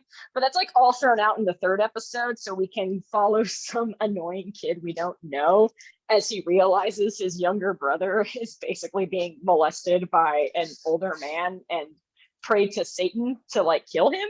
And I was like, Satan's involved now? It's like the light, like you said, it's like there's incest is kind of involved, but this show is so confusing that it takes a while for you to register that it's like, oh, are like the brothers like in love with each other, or were they in love with each other? Also, why is this like eternal child like the boyfriend of 14 different people? That's weird. And like episode 3 kind of straight up abandons Anj and his journey and like everything we know to follow Robin, who is deeply clashing with the tone of this show. Let's just say that. I feel like I'd have more concrete to say if I understood like anything that was happening in this show. That plot summary that you gave, none of that is even remotely clearly explained at all, except for Robin looking for his brother. Right. Like the most straightforward thing is the thing where I'm like, wait, I don't actually give a shit about this. And the 3rd episode, like the music is pretty lame in it too. Like we're supposed to get that Robin's this great classical singer and all he goes is like la la la la la. He's like harmonizing, literally just saying la la la. I'm like, okay, someone ran out of time there to make like an actual song because it's very odd. And Robin is just very content to become Anja's best friend for no reason. It's like this also feels very fanficky. Like episode 3, you meet the new character who's new to this universe and they have all these pre-existing relationships with the existing characters and take over the whole plot. And it's just like, oh my God, what's like, I didn't know what the plot was before. What is this now? Like I said, the songs are really good and the CG used to animate the characters during these songs is very well done as well. That would be my highest praise for this show. Otherwise, this is deeply confusing. Like all of my notes are just how confused I am. Yeah. At least it's confusing and not constantly hateful. I will say my favorite character was Eve Louise because they were the most endearing character of the bunch. And unfortunately, you don't get to see a lot of them. And then in one of the later episodes, you find out some bug nutty backstory that they have. And I don't think anyone's prepared to expect this show to even be cohesive and coherent. Just don't do it. At least Hypnosis Mike had the entire world use microphones as their weapon. There was even a scene in Hypnosis Mike where a guy was threatening to blow everything up and he just had a bunch of microphones stuck to his body. Yeah, we've talked about Hypnosis Mike a lot in this episode, but like they did a really good job in the first episode of outlining the rules of their world, ridiculous as they are, the general plot, and our main characters. And it went a long way to making the rest of that show make sense because it does just kind of keep going over the top with itself. Visual Prison feels like it wanted to be that level of over the top, but didn't set the foundation correctly to really make it enjoyable. As it is, I'll wait for the soundtrack to come out on Spotify because the songs are genuinely very good. The opening song is on iTunes you want to download and buy it. I listen to that song all the time. It's great. It's at least one of the better songs, not one of the better openings. It overpromises what you actually get with the show. Teresa, what did you think? It grew on me. I think I might even put it in my top 5. I would say definitely it doesn't make a lick of sense for the first 2 episodes. So that's completely fair and I understand. I feel like it's one of those animes where I'm like, it's bonkers and I'm probably not going to understand everything even to the last episode, but I'm willing to commit to see where it's going. I do have a soft spot for vampires, so that could possibly be it. Although there's a couple other vampire shows this season. I'd say definitely though, I like they say that he's a Domfir, and one guy's like, where at first I've seen in 300 years, or like I haven't seen one in 3. I'm like, well, who was there 300 years ago? Did he die? What happened to him? That sounds ominous. Also, like this kid just all of a sudden became like woke up his vampire powers. I was like, that's a little suspicious, but okay, I'll forget it. The songs are great. I love the animation. I love the opening scenes. I'm still confused, like what did they turn the kids that were watching Eclipse into red dots and eat them, consume their energy? I'm very confused on that one. I hope they explain it eventually. But I'm interested. I like this premise is so bonkers that I have to continue. No, I understand why someone would like this show. It, unlike our previous 2 shows, at least I can see why people would like this one. I loved all the boys in their outfits, like all the rock outfits. I love it. I wish they like delved more into the flamboyantness and just like the pettiness among the vampires or something. I guess take yourself seriously a little bit. It could get campier. I think they just take their plot too seriously, and that's why Hypnosis Mike was so good.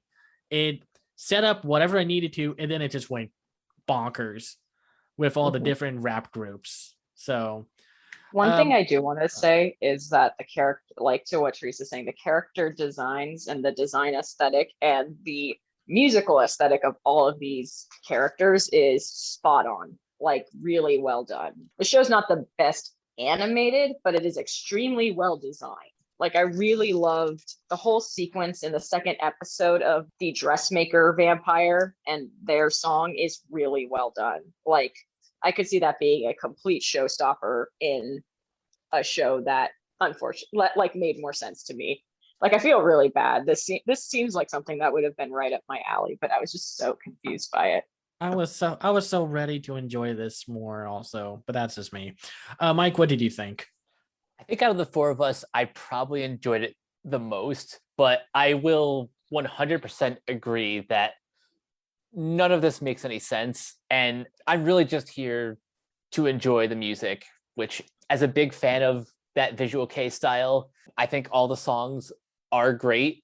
The plot does get a little bit more interesting once you get past episode 3, and there's actually a pretty interesting episode surrounding Eve. The way I can recommend this show to people is this is basically for the same crowd that watches shows like Riverdale. You're not watching top shelf entertainment. You're watching garbage, but with like a few like really good elements that could have been appreciated better in a more coherent narrative.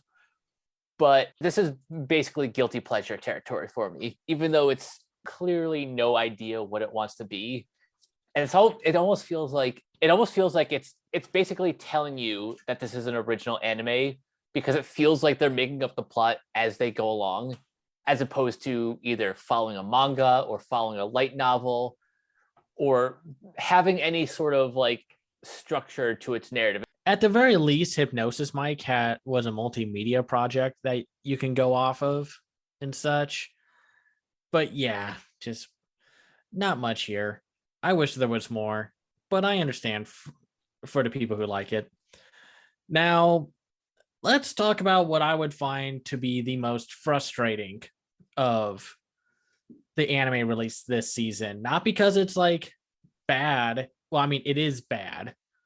But because there are so many moments that could have lifted it out of its sleazy, scuzzy, crummy place in the season. Let's talk about Miruko-chan, which is for Funimation.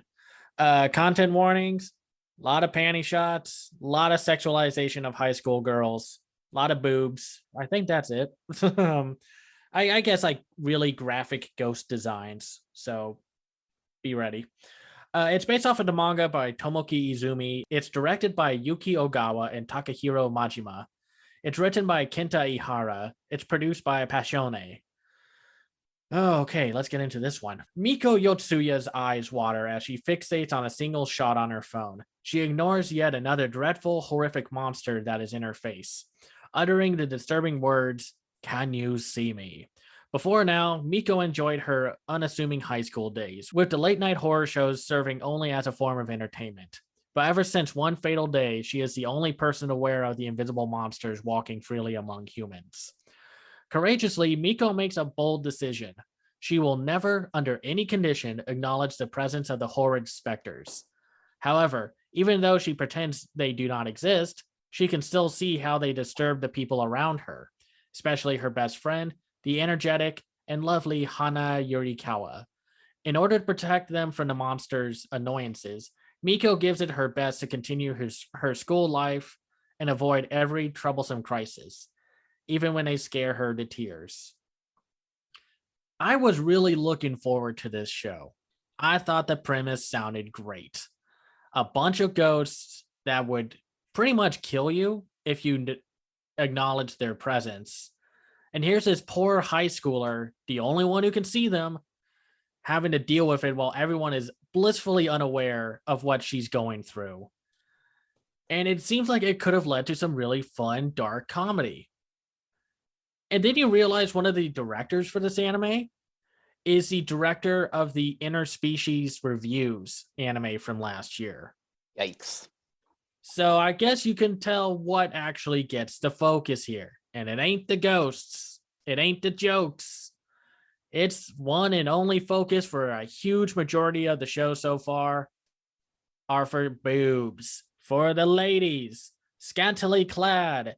And it's really freaking frustrating. This is like the anime where I'm like, okay, the fan service is absolutely getting in the way of what could have otherwise been a very solid, very charming little show.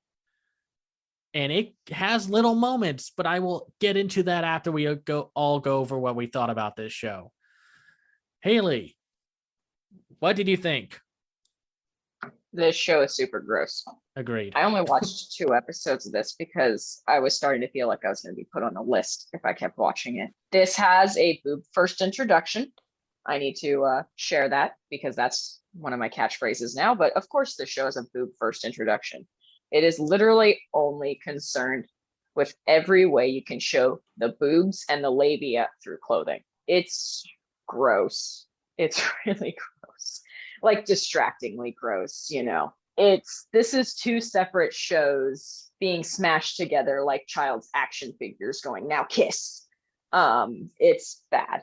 I really don't even have anything to say about it. Like, all of my notes are about the very gross fetishy shit. Like, please stop the director from looting everyone in sight is a note I have. One of the only good things I wrote about this is cell phones look very real in this show. They do a really good job with social media and how cell phones work.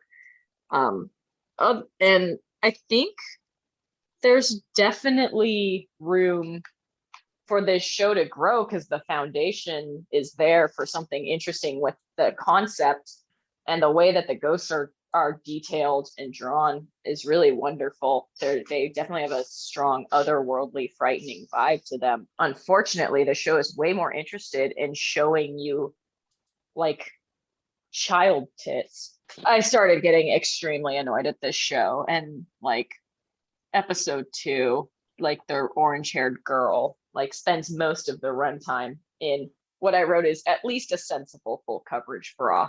But it's just it's nasty. It's really nasty. Like it just like you should never be able to see the innards lady body parts through pants or underwear, and that's like a lot of this show. Yeah, that's about it. I don't really normally I've got a lot to say about things like this, but this was just kind of exhausting and annoying.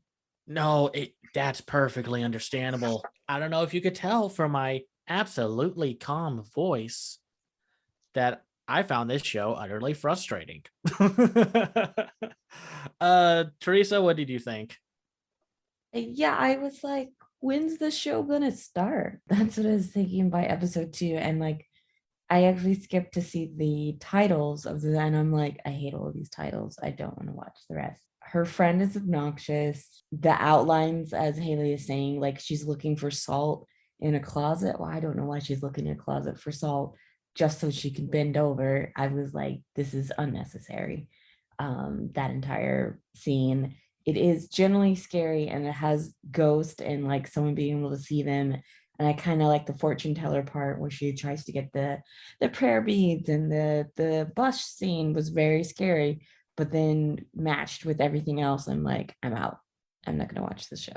Right. I was very disappointed. Mike, you go first because otherwise I'm going to take up the rest of this runtime. I completely understand why Haley dropped out at episode 2, and I'd have done the same thing. But yeah, I kind of echo a lot of Cameron's sentiments of like the premise is something fascinating, and yet it's constantly being weighed down by fan service. And episode 2 really is like the worst offender. Episode 3 does get a little bit more interesting, and I will try to finish this series and see it through to the end. But I can completely understand if anyone has trouble getting past like those first 2. Yeah, no, this is easily one. Like, if you are way too bothered by how aggressive fan service can be in anime, then you will definitely not like this show. It is frustratingly in your face. There's the whole opening of the second episode is in a girl's locker room, and it just slowly pans around while the girls are changing, and it's creepy and gross. And I've watched all the episodes, not because I wanted to, but I wanted to see if it kept going like this. I wasn't enjoying it. And the worst part is, by episode 2, they start introducing some really cool world building elements with the ghosts. First off, the ghost designs are constantly terrifying. They are so creepy looking, and they are all like visual storytelling. Like you can tell what happened to that person by their designs. In the second episode, when they find a stray kitten and they're waiting for like people to respond to a Craigslist ad to say like, hey, we found this kitten who needs a home. Someone walks up, and a ghost that was following Mirako around interacts and responds to the person who walks up first, because that person had creepy, grungy looking ghosts also. And they were kind of showing a side of like these ghosts that wander around certain people are like the true nature of that person. Because then she gives the kitten to this guy who looked like a ruffian. He's got scars and marks and looks like a punk rocker. But then he has like all these ghostly, like nice little cat spirits, and his like wife that I assume passed away. And he's just happy to have another cat in his life. And it was just like, that is so cool. I like that. Too bad they got to go back to boobs. Then I'm going to spoil a few other things, because no one should be able to, like, will have the tolerance or patience to watch this. There's a really nice part of the episode where Mirako is with her family, and she's talking with her mom and dad, and there's this huge goat-like ghost standing there around. And it, like, the story it's not executed well, but you find out, like, the twist is that the dad is actually a ghost there, and he's dead. but he's like, loomed around the house just to hope that his family's going to be okay. And she puts like this little pudding cup next to his little area where they keep like the flowers and the picture of him and such. And it's really sweet. And then like there's another episode where the Mirako is helping out this old lady, and this ghost walks up and keeps saying these numbers of like 4, 6, 3, 1. And of course, Mirako is just like not going to listen to you, not going to like acknowledge that you exist. And then you find out that the 4, 6, 3, 1 was a lock combination that was inside this old lady's house that had like a comb that her husband, who is no longer around. It was just really sweet. And the ghost even says like, thank you, and then walks away. There are very few moments like that in the show. And I like those moments, but that's not the focus. It's just not. And there are some funny moments like when Mirako is reaching for her phone and there's like this ghost head yelling at her.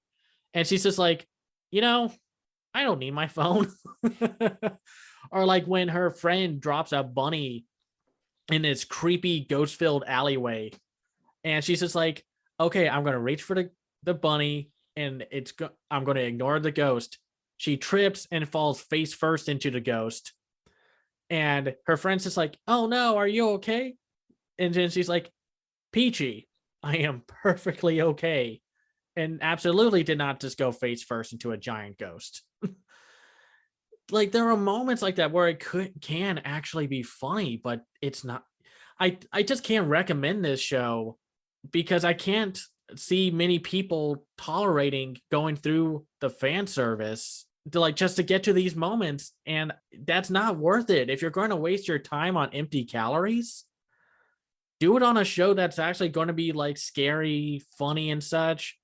Like, I know this director's worked on non-fetishy stuff like FLCL Progressive, but a lot of his credits are for like My First Girlfriend is a Gal, or what's this creepy one? Miru's Tights. What a title. Yeah, what a title. So Seriously. This makes me so mad because there are moments that can be great, but it's not there. And I wish I liked it more. And if this fan service stuff doesn't bother you, fine, I understand. But it bothers a lot of people, and it's why anime has like a bad reputation. We could have gotten a much better show, I think. I think if this was like maybe Kyo Annie or something, they would have toned down on the fan service and made more to focus on the horror and the comedy. If they did that, I would have been much happier with this show. I apologize. This show just made me mad. So let's move on to a mixed media project called Pride of Orange. It's by the company Ex Noah. The anime is directed by Takabumi Anzai. It's written by Toko Machida, and it's produced by C2C. Third-year junior high schooler Manaka Mizusawa is tasked with by her teacher to put a poster up about a trial ice hockey class sponsored by the Dream Monkeys, their city's local professional team. Interested in attending the class herself, Manaka also persuades her younger sister Ayaka and her clubmates Kaoruko Yanagita and Mami Ono to join her. When the four gather at the gymnasium where the tutorial is held, they meet fellow third-year students Riko Sagenuma and Naomi Takagi. As the girls practice their hearts out, their fascination for the sport increases, motivating them to play on a competitive level, wanting to experience the unique and exciting memories that ice hockey can offer.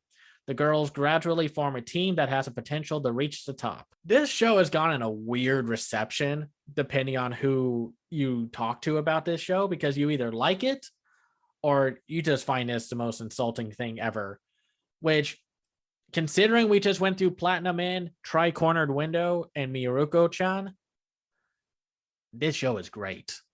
Like, I'll take whatever nonsense this show has over Miruko-chan, night and day. Haley, what did you think? So I only had time to watch the first episode of this. I agree that I think the reception to it has been wildly overblown. This is honestly a very nice, refreshing twist on the school sports anime. It's lovely to see a show that starts us off basically immersing us in a pre-existing relationship of four girls who have distinct personalities. I mean, they're all kind of moe cute and they're not the most three-dimensional, but we get a real sense of what their lives are like. And I think it's fun that they're basically being shown getting into this hobby just because they were looking for stuff to do.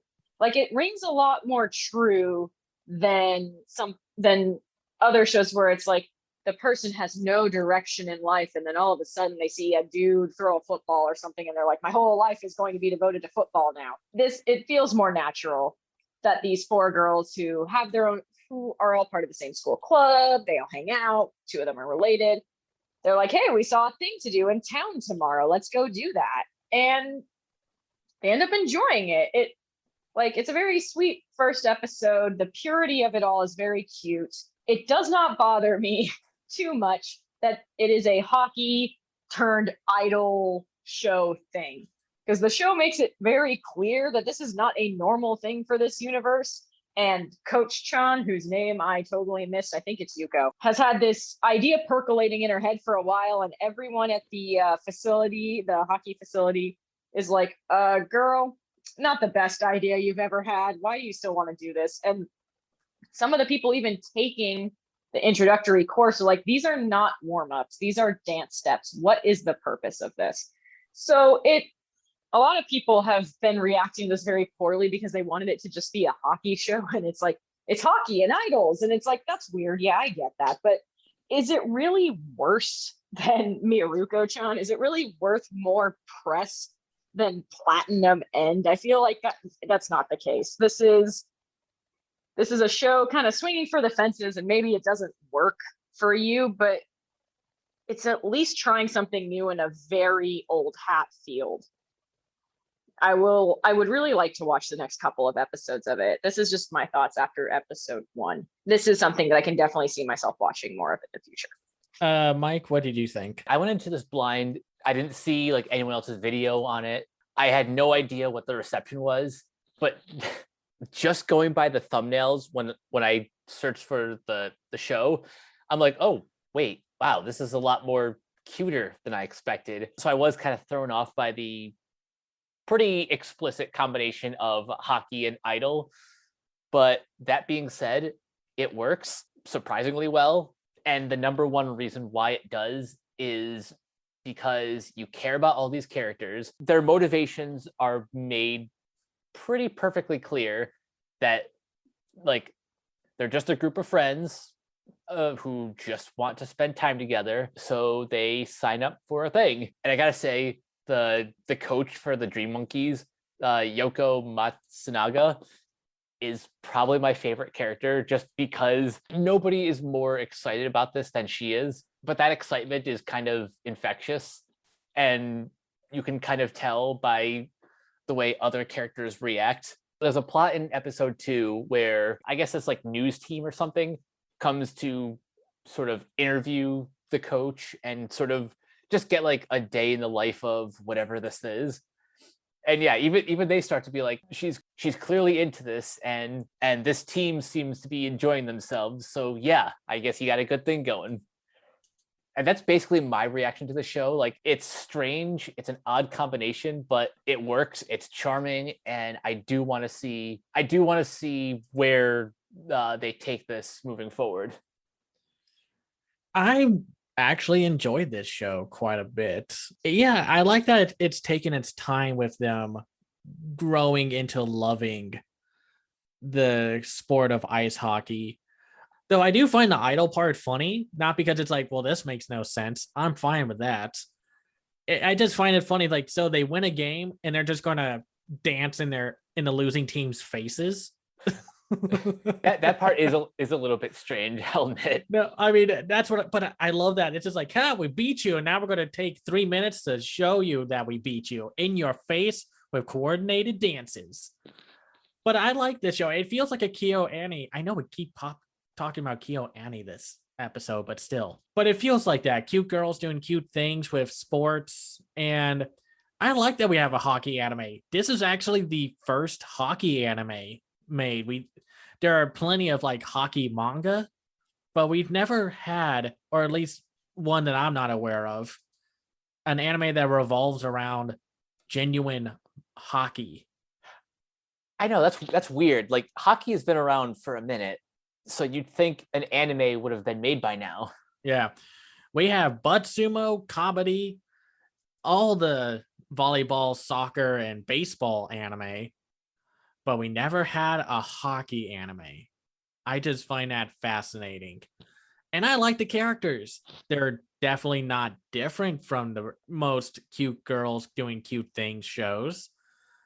But I was still invested with them. I want to see what happens. And yeah, it's taken its time to get one more player on the team. That's going to happen with every anime. And yes, I know Bakuden exists this year. And yes, it's still my favorite sport anime. But I like this one. In a year where sports anime have cratered outside of Bakuden, Pride of Orange is also just really good. So, I mean, at the very least, I thoroughly enjoy it. Same. At least for like from the 3 episodes I watched.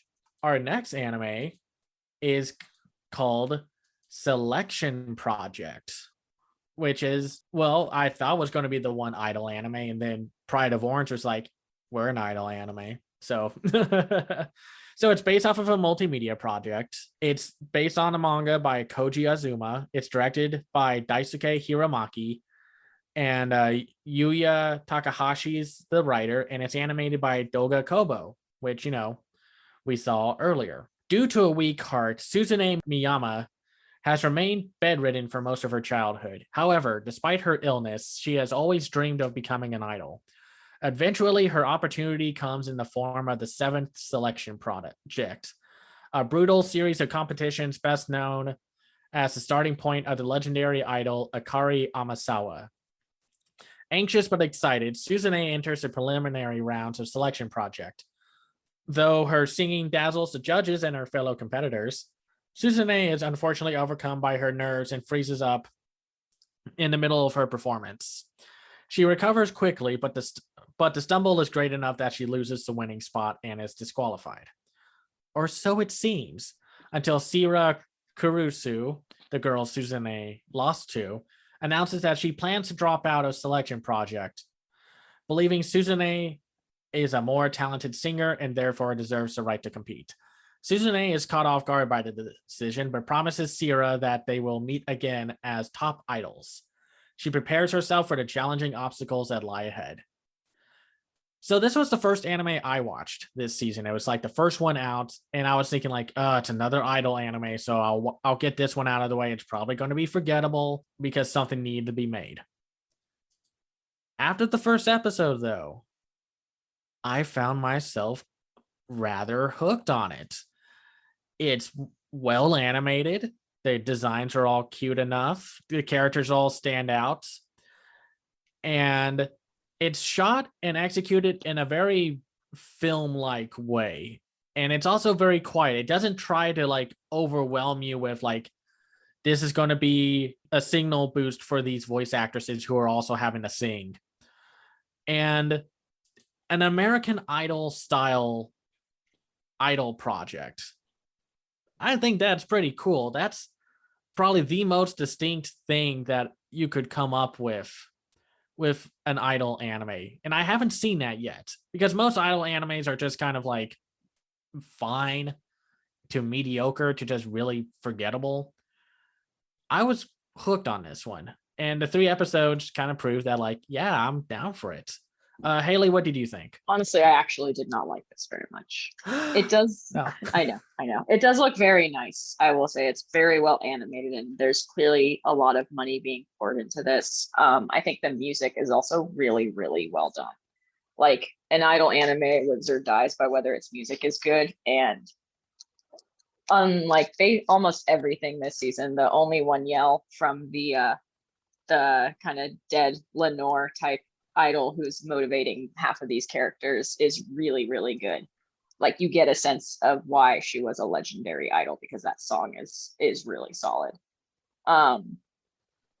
Unfortunately, though, I feel like too much of this show feels kind of really blatantly manipulative to me. There's a lot of things about it on the periphery that just didn't give me a good feeling about it. Like there's Suzune has her whole, I was in the hospital and I was inspired by this idol and now I want to be on a selection project and that's my whole dream. And that's a motivation. It's kind of dark, but it's a motivation. But I don't like the first episode is her in the not quarterfinals, but like to get to the main show basically. And what the summary calls like she gets nerves is she straight up fucking passes out and nobody goes to help her. Nobody is like, call this off. It's live. Help. We gotta stop. She's fainted.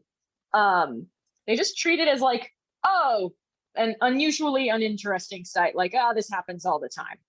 And it's one of those things that like combined with, there's a lot of weight jokes, which is not cool, especially because there's been a lot of criticism lately about how some of these idol groups actually treat weight. Like a story that was recirculating again while this anime was coming out was about an idol in the famous girl group Twice, Momo.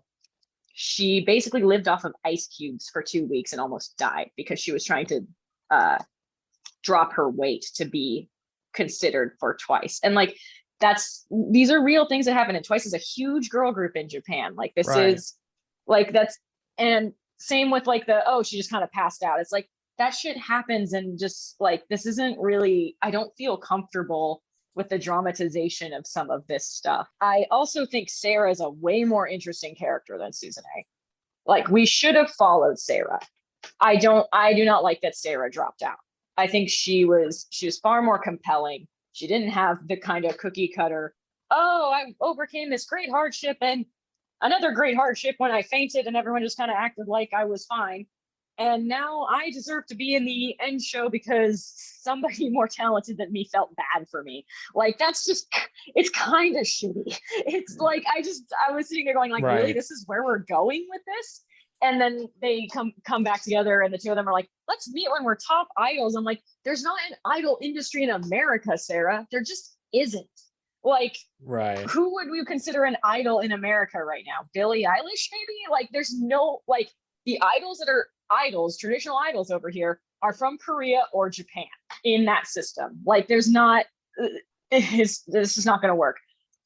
And also Reina, the character Reina is, I think I hated her the most out of any character this season, even the wet blanket, well, except for maybe the rapist in Platinum End. But like Reina is terrible. Like Survivor level, I'm not here to make friends, almost impossible to sympathize with. Even after we get her backstory that she is the sister of the greatest idol who ever lived who died in that car accident. Right. Because like her backstory is just that, that was her sister and she didn't really get to know her. But nothing like concrete that would make you think, oh, this is why she's such a deep fried piece of ass. Like she's so nasty for no reason at all. And it really contrasts with all of these otherwise genuinely kind of milquetoast girls that seem fine. Like you start to see their competitiveness in this first challenge, which gives some of them more shades of personality. But like Reina from the jump is like I'm not here to make friends. Yeah. Reina from the jump is like the Scott Disick of this entire competition. It's like, what the hell are you doing, girl? Like the fact also, like I've seen enough of these kind of selection shows in real life to know that this show makes no fucking sense. Like none of these girls auditioned with instruments that we know. So like, why is there an instrumental round? Why are the first auditions like that are live so rinky dink? Like, why are they recording this like in the back of the studio? This is a show that's been going on for 7 seasons. Like, is it going on for 7 seasons on like some Z-grade cable channel? Well, that can't be right because it created the Big Idol girl. These girls don't seem to be like watched very well. And like, there's cameras everywhere. but somehow Reina is still getting a ton of votes despite, again, being just garbage because she's related to someone. It just doesn't, none of it really adds up. And maybe it's just because I'm more familiar with this world and like, especially in a setting where they're obviously going for realism. Like, you can't really say like, oh, Love Live's unrealistic. Like, yeah, no shit, Love Live's unrealistic. No school group is going to save their entire school in one semester with idol songs. But it allows you to kind of excuse some of the sillier stuff. There's not really an excuse that you can come to on this one. I will say the CG is really good. I was invested. I didn't like it, but it is visually arresting, and it's taking risks with its plot, you know, with Sarah dropping out and Reina just being awful, and like the way they framed a lot of these competitions, like in the show, in the selection project itself. Like, there's interesting things happening here. I just don't think it's very good. That's interesting because, yeah, I think there was like a cynicism for me with idol shows because like I was not fully, but mostly aware of how the idol industry works, and it's all kinds of horrible. And that's why like people really like Zombieland Saga, because it calls out a ton of that stuff. I think I was just more hooked on the elimination aspect, because it's everything else is always just like make a song and then that's it. And maybe this is just a dire like sign of idol anime, that I found the American Idol style elimination thing a good enough hook to be invested. Because yeah, the girl that you hate, Rena, I honestly mistook her for another one, Mako Toma, like multiple times, because they almost have the same design, the same attitude. Yeah, for sure. Except Mako is a little nicer, but yeah, no, Rena was just like, oh my gosh, you are the worst for no reason. While everyone else is kind of like, yeah, we're competitive, but we're still here to be friendly and such. It's like Reina really needed that backstory to land for that to work. And it seems like she's just an ass because her sister was kind of famous, maybe? Like, it's not like her sister was ignoring her completely or had no time for her and like Cat Stevens her with like Cats in the Cradle or anything, or like just wasn't around. Like she was around, and her death hit Reina hard, which somehow adds up to being just like a goddamn piece of shit. Yeah. I maybe I'm just liking this one more because like when we were talking about the idol anime back all the way back in the winter season, God, that was in January. Wow. It was just like just idol anime, whatever, don't care, forgettable crap, garbage. This one looks bad. This one kind of has an interesting hook, but it's still an idol anime. I guess for me, I'm desperately grabbing onto something that makes an idol anime interesting. Like, I think my favorite from last year was like, well, I think it came out last year, is like, if my favorite idol made it to the Budokan, I would die.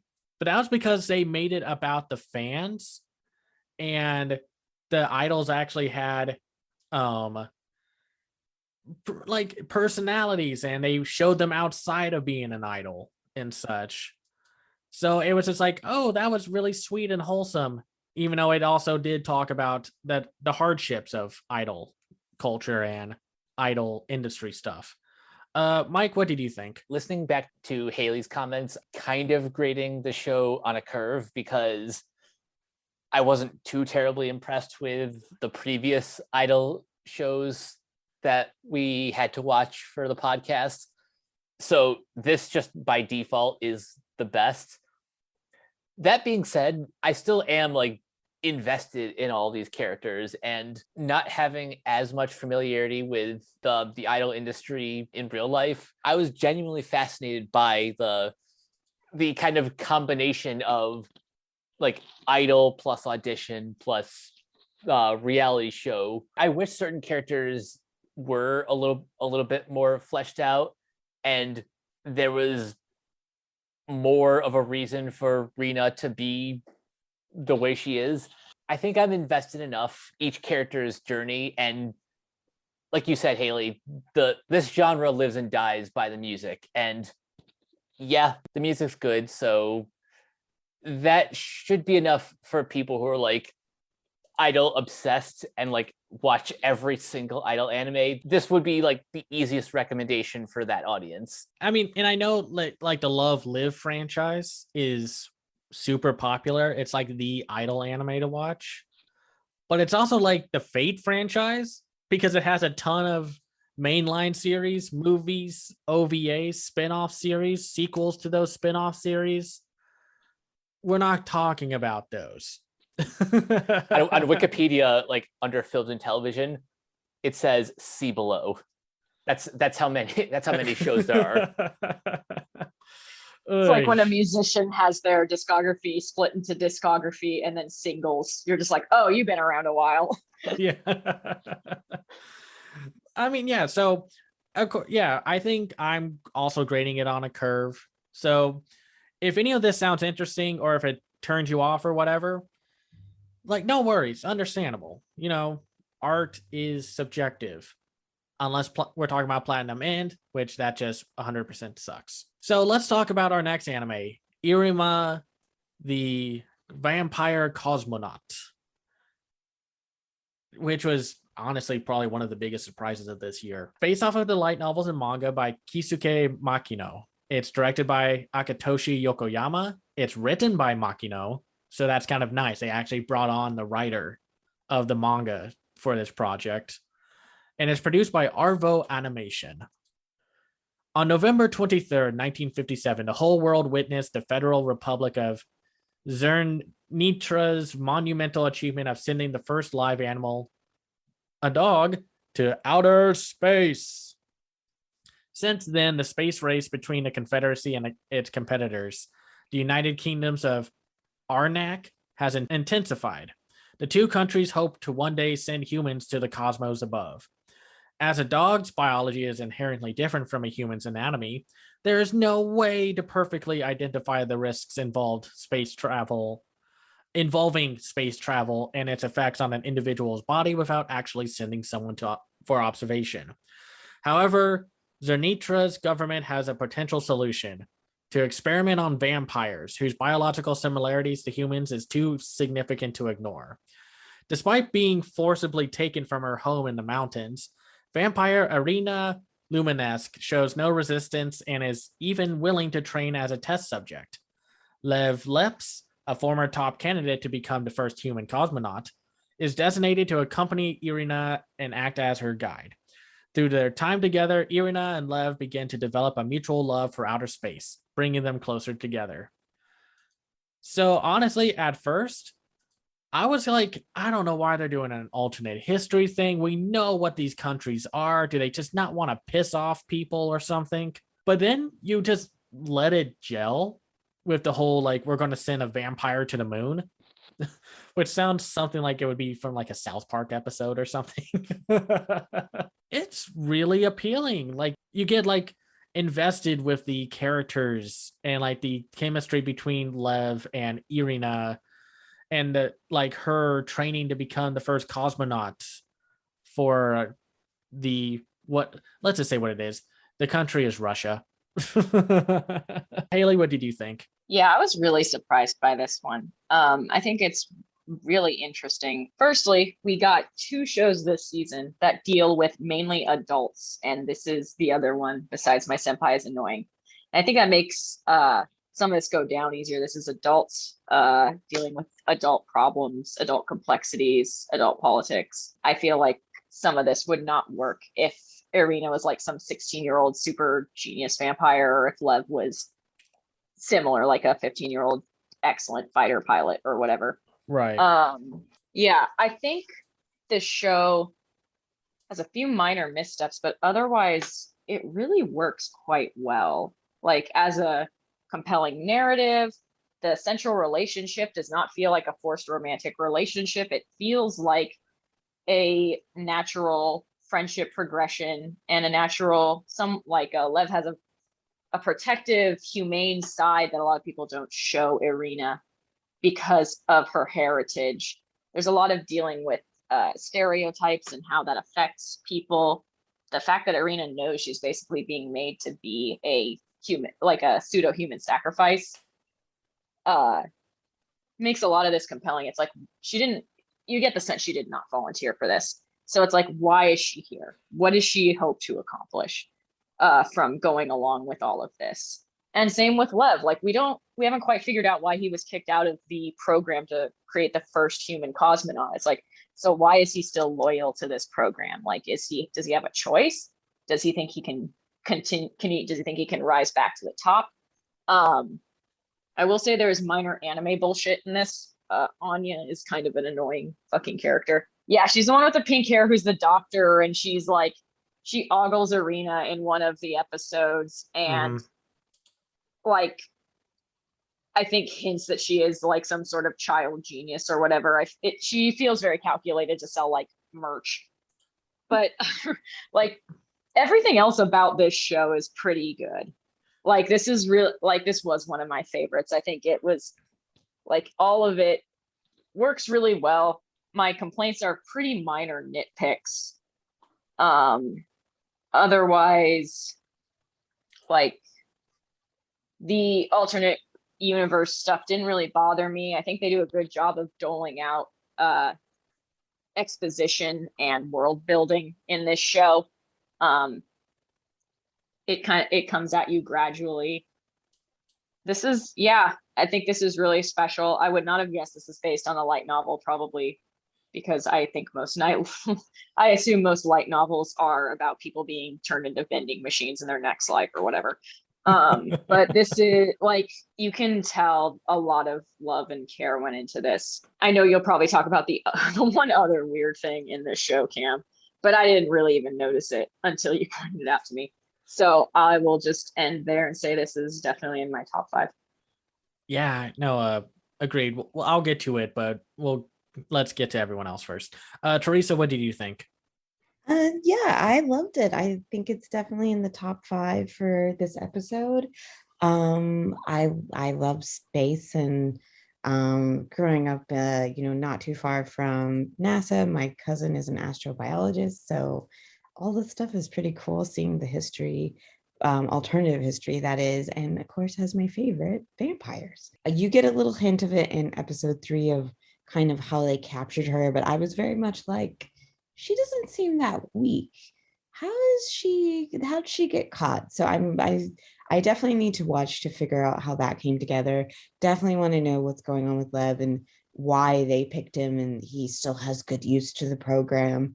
I'm like, is he too soft to be an astronaut? Like, not sure what the politics are there. I will say the one thing is the space race kind of military machination boardroom stuff. I was zoning out a little bit, where I was like, okay, can we get back to the training? That's way more exciting. But otherwise, I really liked it. Awesome. Mike, what did you think?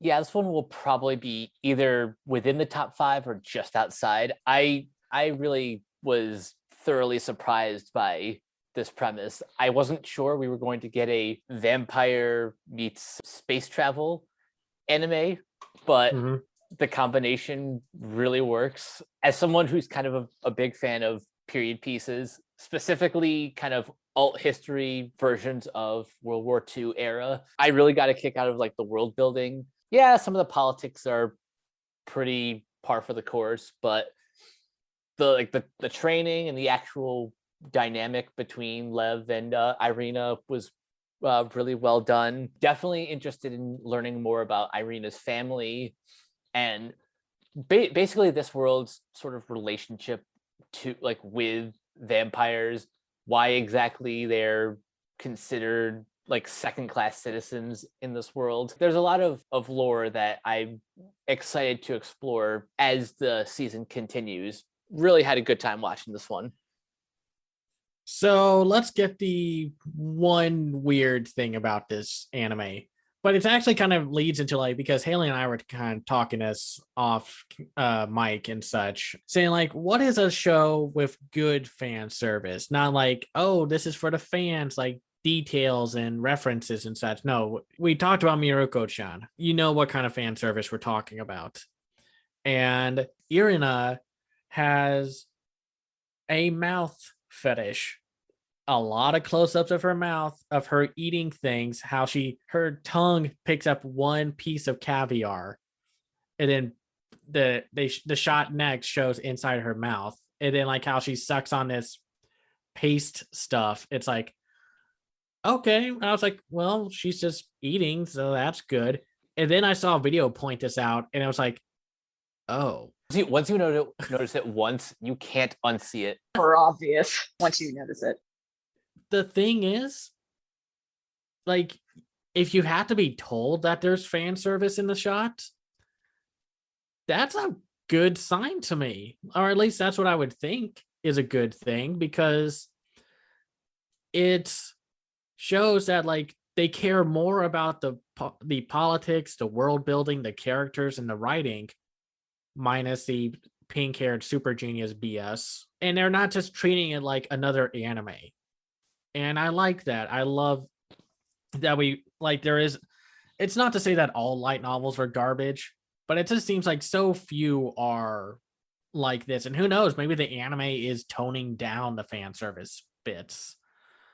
But the fact that it's really subdued, it's nice. It's like the complete 180 of what Miyoko-chan suffers from. And I like that. And it's just a good story, good animation, good music. I'm all for it. But let's talk about Naoko Yamada's newest project. This anime got a little bit of a head start before everyone else, because it came out in September instead of in October like all the other ones. Because like this one is distinct because it's not based off of a manga or light novel, video game or something. It's based off of a book. We don't get a lot of those in anime where it's just a book adaptation. And it's based off of the stories of the Tale of the Heiki. It's directed by Naoko Yamada. It's written by Reiko Yoshida, who pops up again. So I think Blue Period is just bad source material because she also wrote that. And it's produced by Yuasa's studio, Science Saru. The Taira clan, also known as the Heiki, holds immense authority over Japan. When a young girl gifted with an odd eye that allows her to see the future foolishly disrespects the clan, her father pays the price of her crime with his life. Soon after, as fate would have it, Taira no Shigemori, the eldest son of the clan leader, stumbles upon the same unfortunate girl, who now calls herself Biwa. Biwa informs him that the downfall of the Heiki clan is imminent. After learning of the great injustice Biwa suffered at the Heiki's hands, Shigemori vows to take her in and care for her rather than let her be killed. In an era of rising military tension, the Heiki are in the midst of a cunning struggle of power, and blood-stained war is on the horizon. Shigemori, whose eyes allow him to see spirits of the dead, is both anxious and hopeful to prevent his clan's demise. Biwa, however, is reluctant to reveal the future to him and must adapt to her new life filled with both happiness and sorrow in the pivotal chapter in Japanese history. I didn't know I needed a historical drama until I saw this. Naoko Yamada is a great director. She's worked on plenty of great stuff. I guess I was just so surprised how much I loved this show. Haley, what did you think? Yeah, I think this is an absolutely colossal achievement. Like, this is probably one of the best anime I've ever seen, much less one of the best of this year. This is far away the best this season. I don't think they're, like, as much as we liked Komi, as much as I liked Taisho, Otome Fairy Tale, or whatnot, I don't think anything holds a candle to this. This is extremely cinematic, adapted beautifully, like from the Tale of the Heiki. I remember reading this very, very long ago, so I wasn't super familiar with it coming into it, but I remembered like the basic beats, and this does an incredible job. Like, this is just so gorgeous, so well written, so well adapted. The passage of time in this alone is really, really beautifully handled. You, like, people grow like 10, 15 years in the first 3 episodes, but you can still tell who they are when they reemerge in the story. It's not like you haven't missed a beat. And the central character of Biwa, she is really beautiful, like in terms of the writing and the way we see her basically as an old woman and as a young child in almost every episode. And she is basically the storyteller using her biwa, using her lute to explain the downfall of the Heike. And just like I do not have enough good things to say. Like I could talk about this for hours, but one thing I want to frame is Tokuto is probably the character of the year for me. Just watching this woman, and sense wants to be strong and passionate and wants to chafe against everything that she's been raised to be, and who ends up just kind of, I don't want to say a victim of circumstance, but has to fit a role she doesn't want to be. And just the tragedy of her story is really gorgeous. Like, you get that compared to the somewhat uplifting story of the court ladies who managed to escape kind of their constant feelings of searching for security, gaining it momentarily, only to be abandoned for a different favorite girl, and how they escape it by turning to a sisterhood in religion. Like, there's a lot going on in this show, obviously, but this is so cinematic in nature and really something that has to be experienced. I would wholeheartedly recommend this to just about anyone.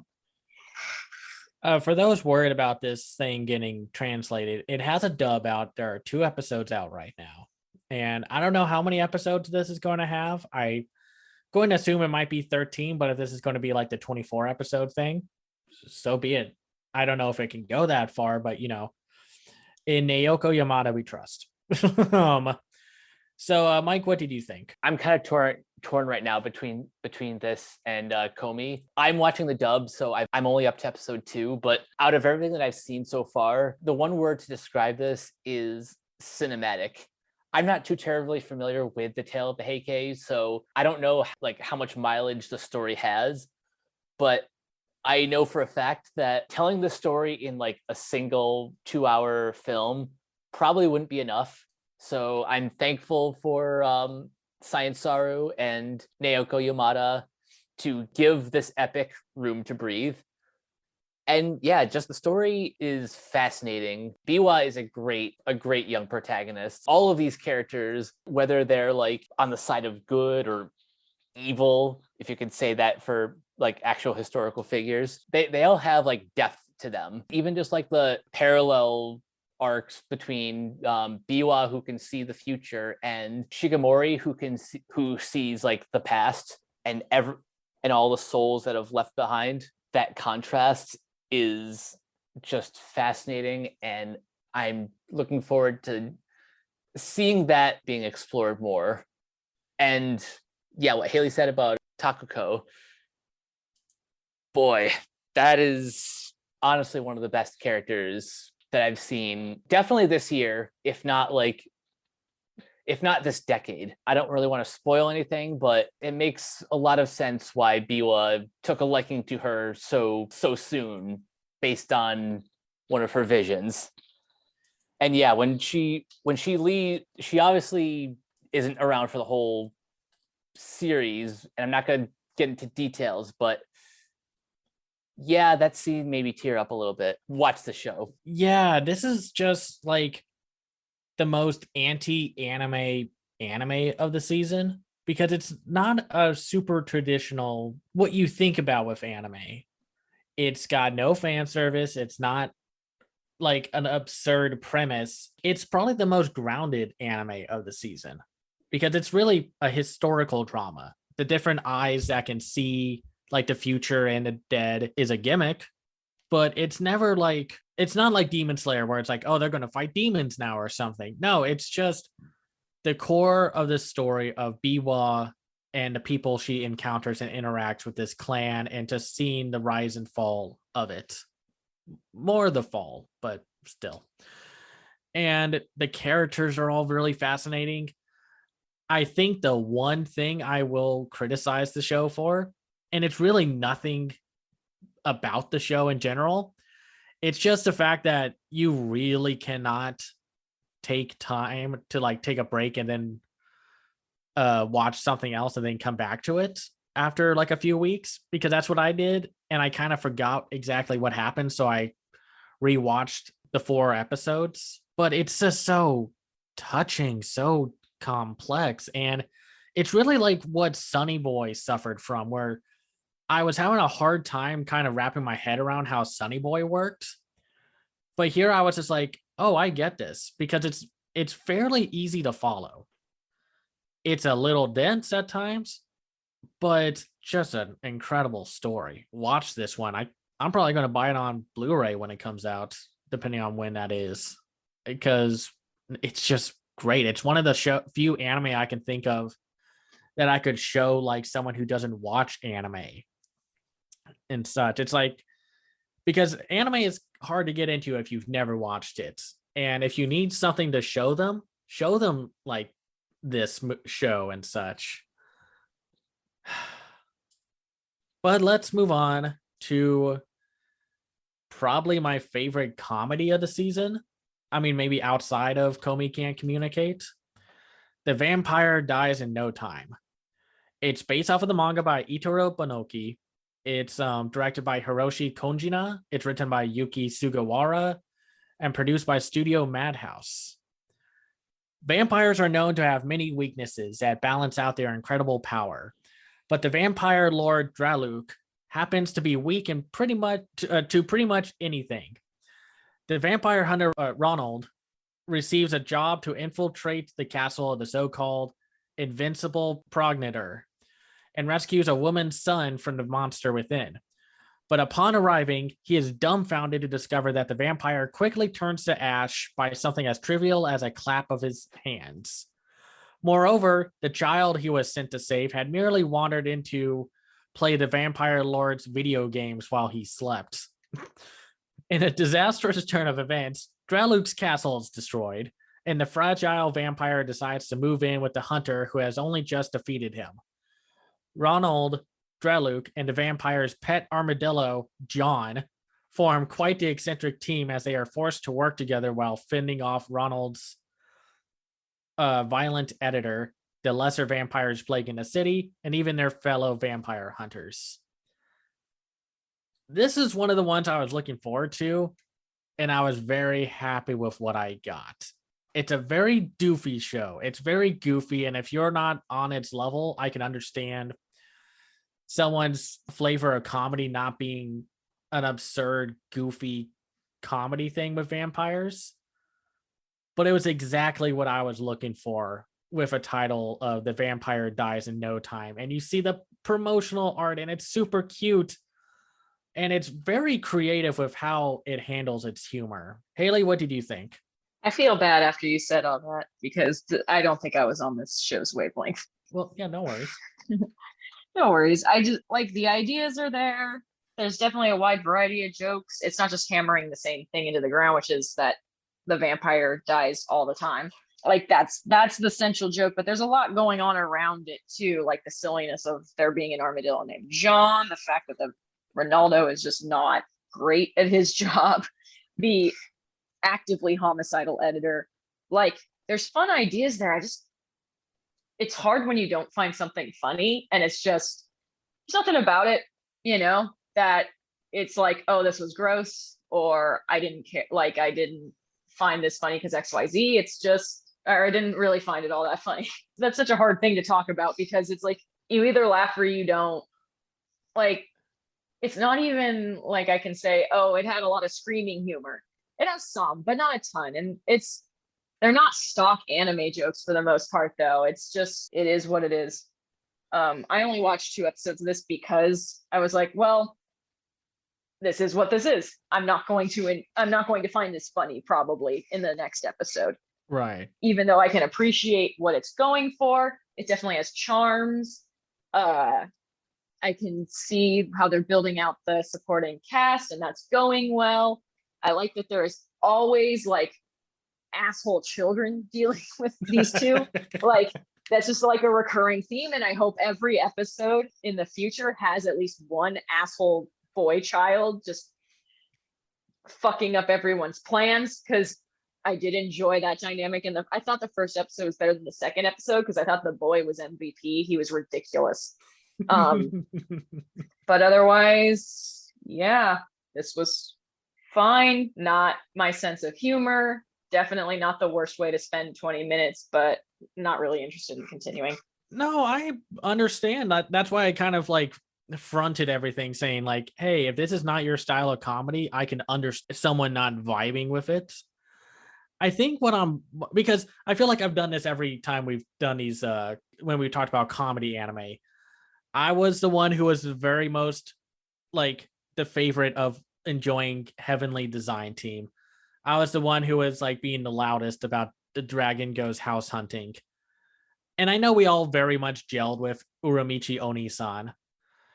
And I think it's because anime and just animation in general is a much better fit for comedy, because you could just be absurd and you don't have to worry about live action elements and such. But here it's just like, it knows what it wants to be as a comedy, and it finds so many creative ways to work with Draluk's constant dying. Like, I love when they're trying to stop a vampire in a convenience store in the first episode, and Reynald's just like, and I got myself a powerful vampire lord to help me with this. And he looks behind him, he's nowhere to be found, and then the vampire guy's just like, I got stuck in the doorway and now I'm sand. Like, I don't know, it's just so absurd. But Teresa, what did you think?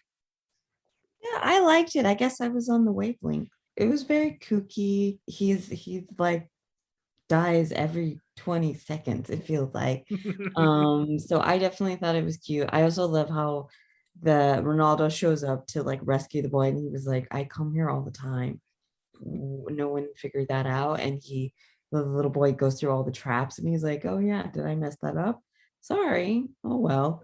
And then I feel like it kind of was the little boy's fault that the house blew up, because he's the one who messed with the controls. So I thought the introduction to kind of how they're thrown together was very hilarious. I really like the animation style, and like the opening sequence dancing is just so funny. I love the color scheme, and I just love the banter. So yeah, and obviously it has vampires. So I'm in it, and I just love the dynamic of the vampire he's hanging out with, he's not scared of, but his editor, he is scared of. And I just thought that was really funny, kind of like inside joke, it kind of felt like, about writing. No, I picked up on that instantly, and I was just like, oh, I love this joke here. Mike, what did you think? God, I love this show. You're talking to someone who grew up like immediately glued to Looney Tunes, Animaniacs, and this is basically the Japanese equivalent of that. So the first episode is another one of those where my face was hurting from just smiling so much at the ridiculousness of everything, from Ronaldo's whole backstory to just even the design of like the facial expressions of the kid, who just has like two beady eyes and like a very like deadpan expression as he's like wandering around like the mansion, screwing up everything. That just had me in stitches. Episode 2 is not quite as funny, and it's because the monster of the week is too off kilter. Yeah. But episode 3 picks things right back up when they visit the Hunters Guild, and we just meet a whole bunch of like very colorful new characters, and it's a blast. I love the Hunters Guild, and it's just like Draluk instantly calls them out, saying like, you guys don't look like a bunch of hunters, you look like a bunch of cosplayers. And everyone's just like, shut up, man. And they're like, yeah, costume expenses are like steadily increase every day, man. Or it's like you'll hear in the background, saying like, "You got this, Ronald. Yeah, you got this. I just wanted to tell you I bought one of your books."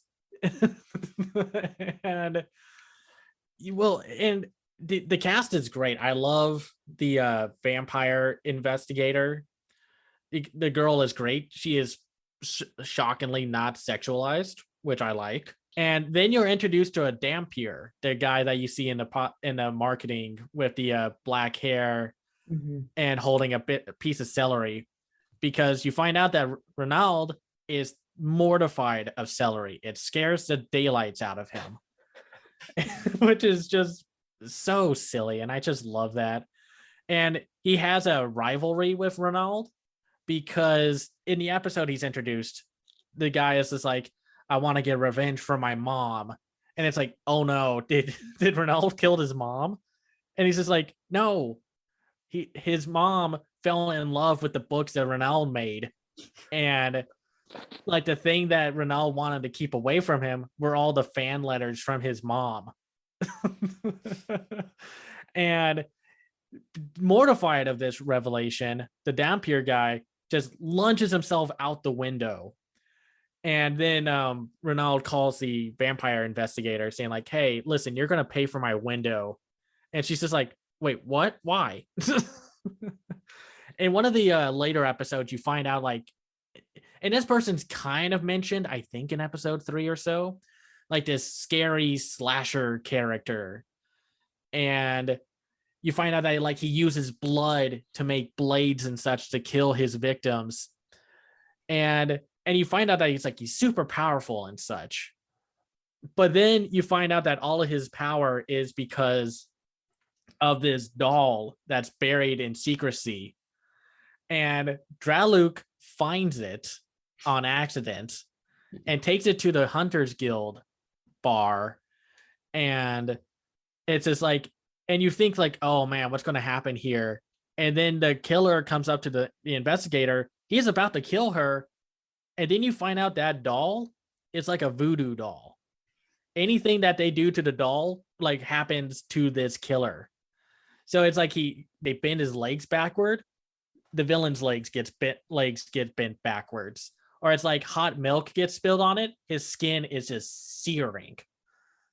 It's just it's great how far they take these jokes.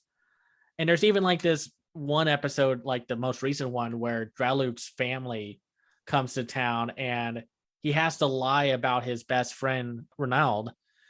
And he was just like, "I didn't tell him you're a vampire hunter. I told them you were a pole dancer." And one of the vampire relatives is like really invested with how he does it and like the ins and outs and such. And he's like, "What is your name?" And he's just like, and I'm not joking when he says this, "Paul McCartney." I guess I just really vibe with the goofiness of this. And I understand if someone doesn't gel with it. I'm not shocked because, comedy is subjective and not everyone's going to find the same thing funny. And that's okay. I can at least understand why that is.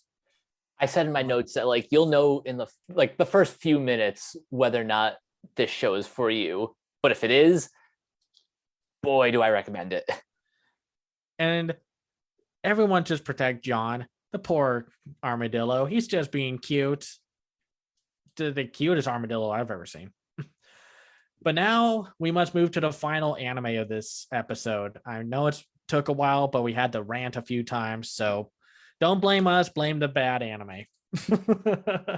So let's talk about Sakugan, which was supposed to be actually come out last year, but then got pushed to this year due to, I'm assuming, pandemic related reasons. It's based off of the book by Nekotaro Inui, and it's directed and written by Junichi Wada, and it's produced by Satellite. The Labyrinth is an expansive space deep underground where humans live in clusters known as colonies. Over the years, the surface has become a distant memory, even perhaps only a fantasy to those who have never experienced its wonders. Making sure humanity survives the harsh conditions of the underground, a colony's citizens can take on a variety of specialized jobs. These include workers who mine precious ore to fuel the colonies, and markers who journey into the labyrinth's surprisingly lush environment to bring back information that eases navigation. However, humanity also faces a threat to its existence. Creatures called kaiju, whose sizes range from that of a small child to an enormous building, and are hostile to any human they see. Moreover, kaiju that are large enough can force their way into the colonies, further increasing their threat level. Mimipu is a 9-year-old college graduate whose inventions have greatly benefited the workers in her local colony. Recently, however, she has been dreaming of a place with a never-ending ceiling not bound by bedrock. These aspirations fuel her desire to become a marker and explore the labyrinth's vast unknown in search of such a fantastical place. Despite her father Gagumber's vehement disagreement, a certain incident with the kaiju jumpstarts a dangerous yet exciting adventure that will surely alter humanity's course forever. I went into this one blind. I knew nothing about it, and I just fully adore this series. And it's well animated. It's like Made in Abyss, but in reverse. Instead of going down into a bottomless pit, they're going upwards from underground to find the supposed earth above. And I know people have made this reference already that its name is Sakugan. And it's like, well, I bet it's going to have a lot of Sakuga. And it does. This is one of the best looking shows of the season. And it vibes with me in a way that old 90s adventure anime used to do, like with Nadia, Secret of Blue Water, before things took a turn. And so it's just kind of like an old-fashioned adventure sci-fi anime. And I missed those. And I love the character dynamics. It's surprisingly dark and very sentimental at points. And it's just cool to see a father-daughter dynamic that's familial. Like literally their father and daughter. Nothing else. And they haven't tried to push it in any other way. Thank God. Haley, what did you think? Yeah, this show is really special. I think the character works really great on this. I love the setup of it being a father-daughter adventuring show. It has the potential to be a bit much, I think, because it does have it. The female lead is like, God, is she 9? A 9-year-old college graduate genius. Which is like, if this was not such an obvious fantasy, I'd be like, what in the actual fuck, you know? Like, that's just not even possible. But I think this is a really fantastic show. It looks gorgeous. The world building is done really well. I really appreciate shows that take more than one episode to set up like their plot in a natural way. Like the first 2 episodes feel like their own 2-parter, where it's like we get the world, we get what's going on in the world, we're introduced to our father-daughter pairing, what they do, the 9-year-old having very 9-year-old aspirations that she hasn't thought through, the father having very sensible doubts about what his daughter is capable of, them both seeking assurance from another father-daughter pairing that are kind of like heroes of this world, and then having all of that ripped away from them in the conflict where the underground kaiju come and are behaving in very non-kaiju ways. So it's like, ooh, foreshadowing, shit is not working right in this world the way we know it. So it forces them both into action and forces them both to confront the issues with their chosen paths and the issues they have with each other too. I appreciate that the father-daughter relationship feels real. It doesn't feel idealized. It feels very lived in. These are people firmly kind of in the lower middle class line. It seems like, even though, again, 9-year-old college graduate valedictorian genius, there's some real Chio-chan shit going on with her. But aside from that one complaint, where it's like, this show, it's a really good show, but I feel like making her 12 would have made this a little like more understandable. She feels more like a rebellious teenager than a 9-year-old. Right. But that's really the only complaint I have. This is a really gorgeously animated show, really well written.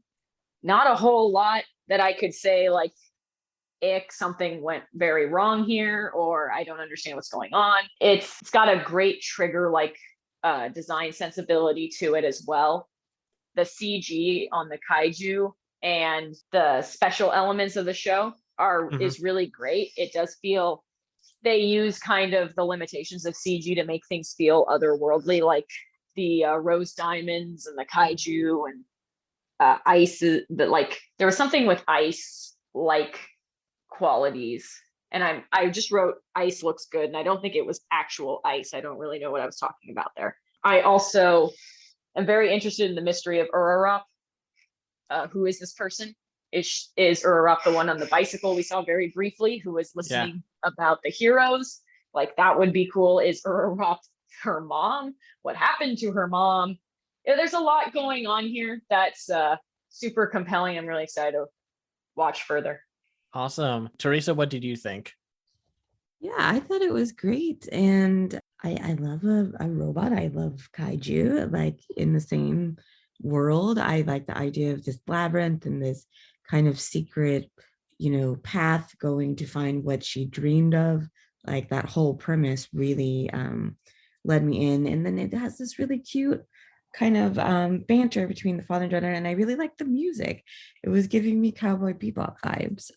So I just really liked kind of the landscapes and how all that came together, and they literally have to work together to work the mecha. So I just really like that story. Haley said a lot of the things that I loved about it, but just seeing kind of the new worlds, who lives in these colonies. I took a sneak peek at what the episode 4 is going to be. So definitely going to keep watching. But definitely, it was poignant in the first episode, really showing you that this is dangerous. Kaiju life kind of in the, Pacific Rim, people are being orphaned, that death is a possibility. This is a dangerous adventure that they're going on, not to mention that she's only 9 years old. But I do like how they're kind of going to follow her dream literally, and see it through together. Mike, what did you think?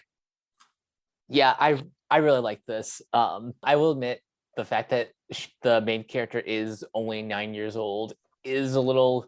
It's like the one dent in an otherwise like pretty sturdy armor that is the rest of the show. I love the father-daughter relationship. The animation on the actual mechs and even the kaiju are probably some of the best CG blending with traditional 2D animation that I've seen from not Studio Orange. The story is engaging. Like the other side characters I really liked. This is just a really solid science fiction adventure series, and I definitely can't wait to see more. I went ahead and I'm on episode 5, and it just keeps getting more interesting and fascinating with how they build up the world and such. And I found out about this little thing. The one of the other script writers was Toshizo Nimoto, who worked on Bakuden. So I thought that was a lot of fun. And this is what like Adult Swim and Toonami would have played back in the day. That's that kind of vibe that I get with the with the show and its overall execution. And I want a figure of the robot like now or like yesterday, because it's just such a cool design. And I'm very picky about my mech designs. I don't want it to just look like a generic Gundam wannabe or something like that. I want to see something distinct. And it was just so good. Just so good. I also got a little bit of a Gurren Lagann vibe with obviously one of the weapons on one of the mechs is like a drill. So that and the whole following your dreams, like reaching like a limitless ceiling, very Gurren. Yeah, it was. Get ready though, there is a bureaucratic a-hole in this show, and he's just the most trash goblin person ever. But he's very hilarious. I loved him. And yeah, I think that's really it. It's just really sincere. I actually kind of cried when I first saw the first 2 episodes Same. at points. Like, it's like, holy cow, man. There's some heavy stuff. Yeah. And you wouldn't think that it just does such a good job balancing the tone of just like lighthearted adventure and then the serious moments and the comedic chops and such. I just want this to be good from beginning to end. I think it's going to be a 12 episode series, but yeah, 12 episodes. So I'm going to hope for the best with this one. It's probably Crunchyroll's best anime so far. So, and with that, we are done. So let's just, yeah. So let's go over our 5. Teresa, you go first. Sure. I'm actually ready this time. I thought about this at the beginning. Sakugan, of course. Vampire dies in no time. Comey can't communicate. I think we all like that one. Arena and Visual Prison for me is my 5. Awesome. Haley, what are your top 5 for right now? I would say for sure the Heike story is my number 1. Moving on from that, we have Sakugan, Irina, the vampire cosmonaut, Comey can't communicate, and then Taisho Otome. Awesome. Mike, what about you? Number 1 is the Heike story. Number 2 would be Comey can't communicate. Number 3 is Sakugan. Number 4 would be Irina. And then number 5 would be the vampire dies in no time. Right on, right on. Yeah, mine are, I think, kind of typical if you've heard me throughout this whole thing. Sakugan, the vampire dies in no time. The Heike story, Irina, the vampire cosmonaut, and Comey can't communicate. Just 5 really rock solid anime. And some of them are probably going to be end of the year contenders for me. We'll have to see how these unfold the next time we talk about the action adventure fantasy shows next time. So that'll be it from us.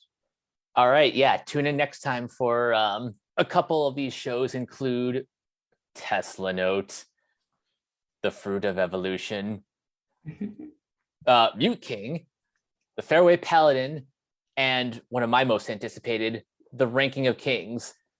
All of those we will talk about next time. But for now, Teresa, where can everyone find you online?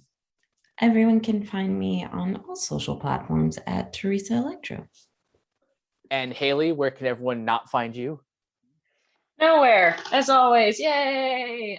Yell at me in the comments on Facebook and the Renegade Pop Culture group. And Cameron? You can find me on Twitter at CamsEyeView or twitter.com/CamsEyeView. I have my own website called camseyeview.biz where I review animated films and shows called The Other Side of Animation. I have a Patreon at patreon.com/CamsEyeView. And I'm also putting up a Ko-Fi account. So I'll get more info there when we can. So that'll be all for me. And you guys can find me on Twitter at Captain K42. You can check out my quick thoughts on letterboxd.com/CoachK42. And you can find me in all the various Facebook groups just at my name. You can check out Renegade Pop Culture on Facebook and Twitter at Ren Pop Culture. Look for us on Podchaser. Listen to all of our podcasts on Anchor, Spotify, Apple Podcasts, wherever you listen. And last but not least, everything can be found at renegadepopculture.com. Need an escape? So do we. That'll do it for this episode of Renegade Animation. Thank you guys for listening, and we will catch you guys later. Peace out.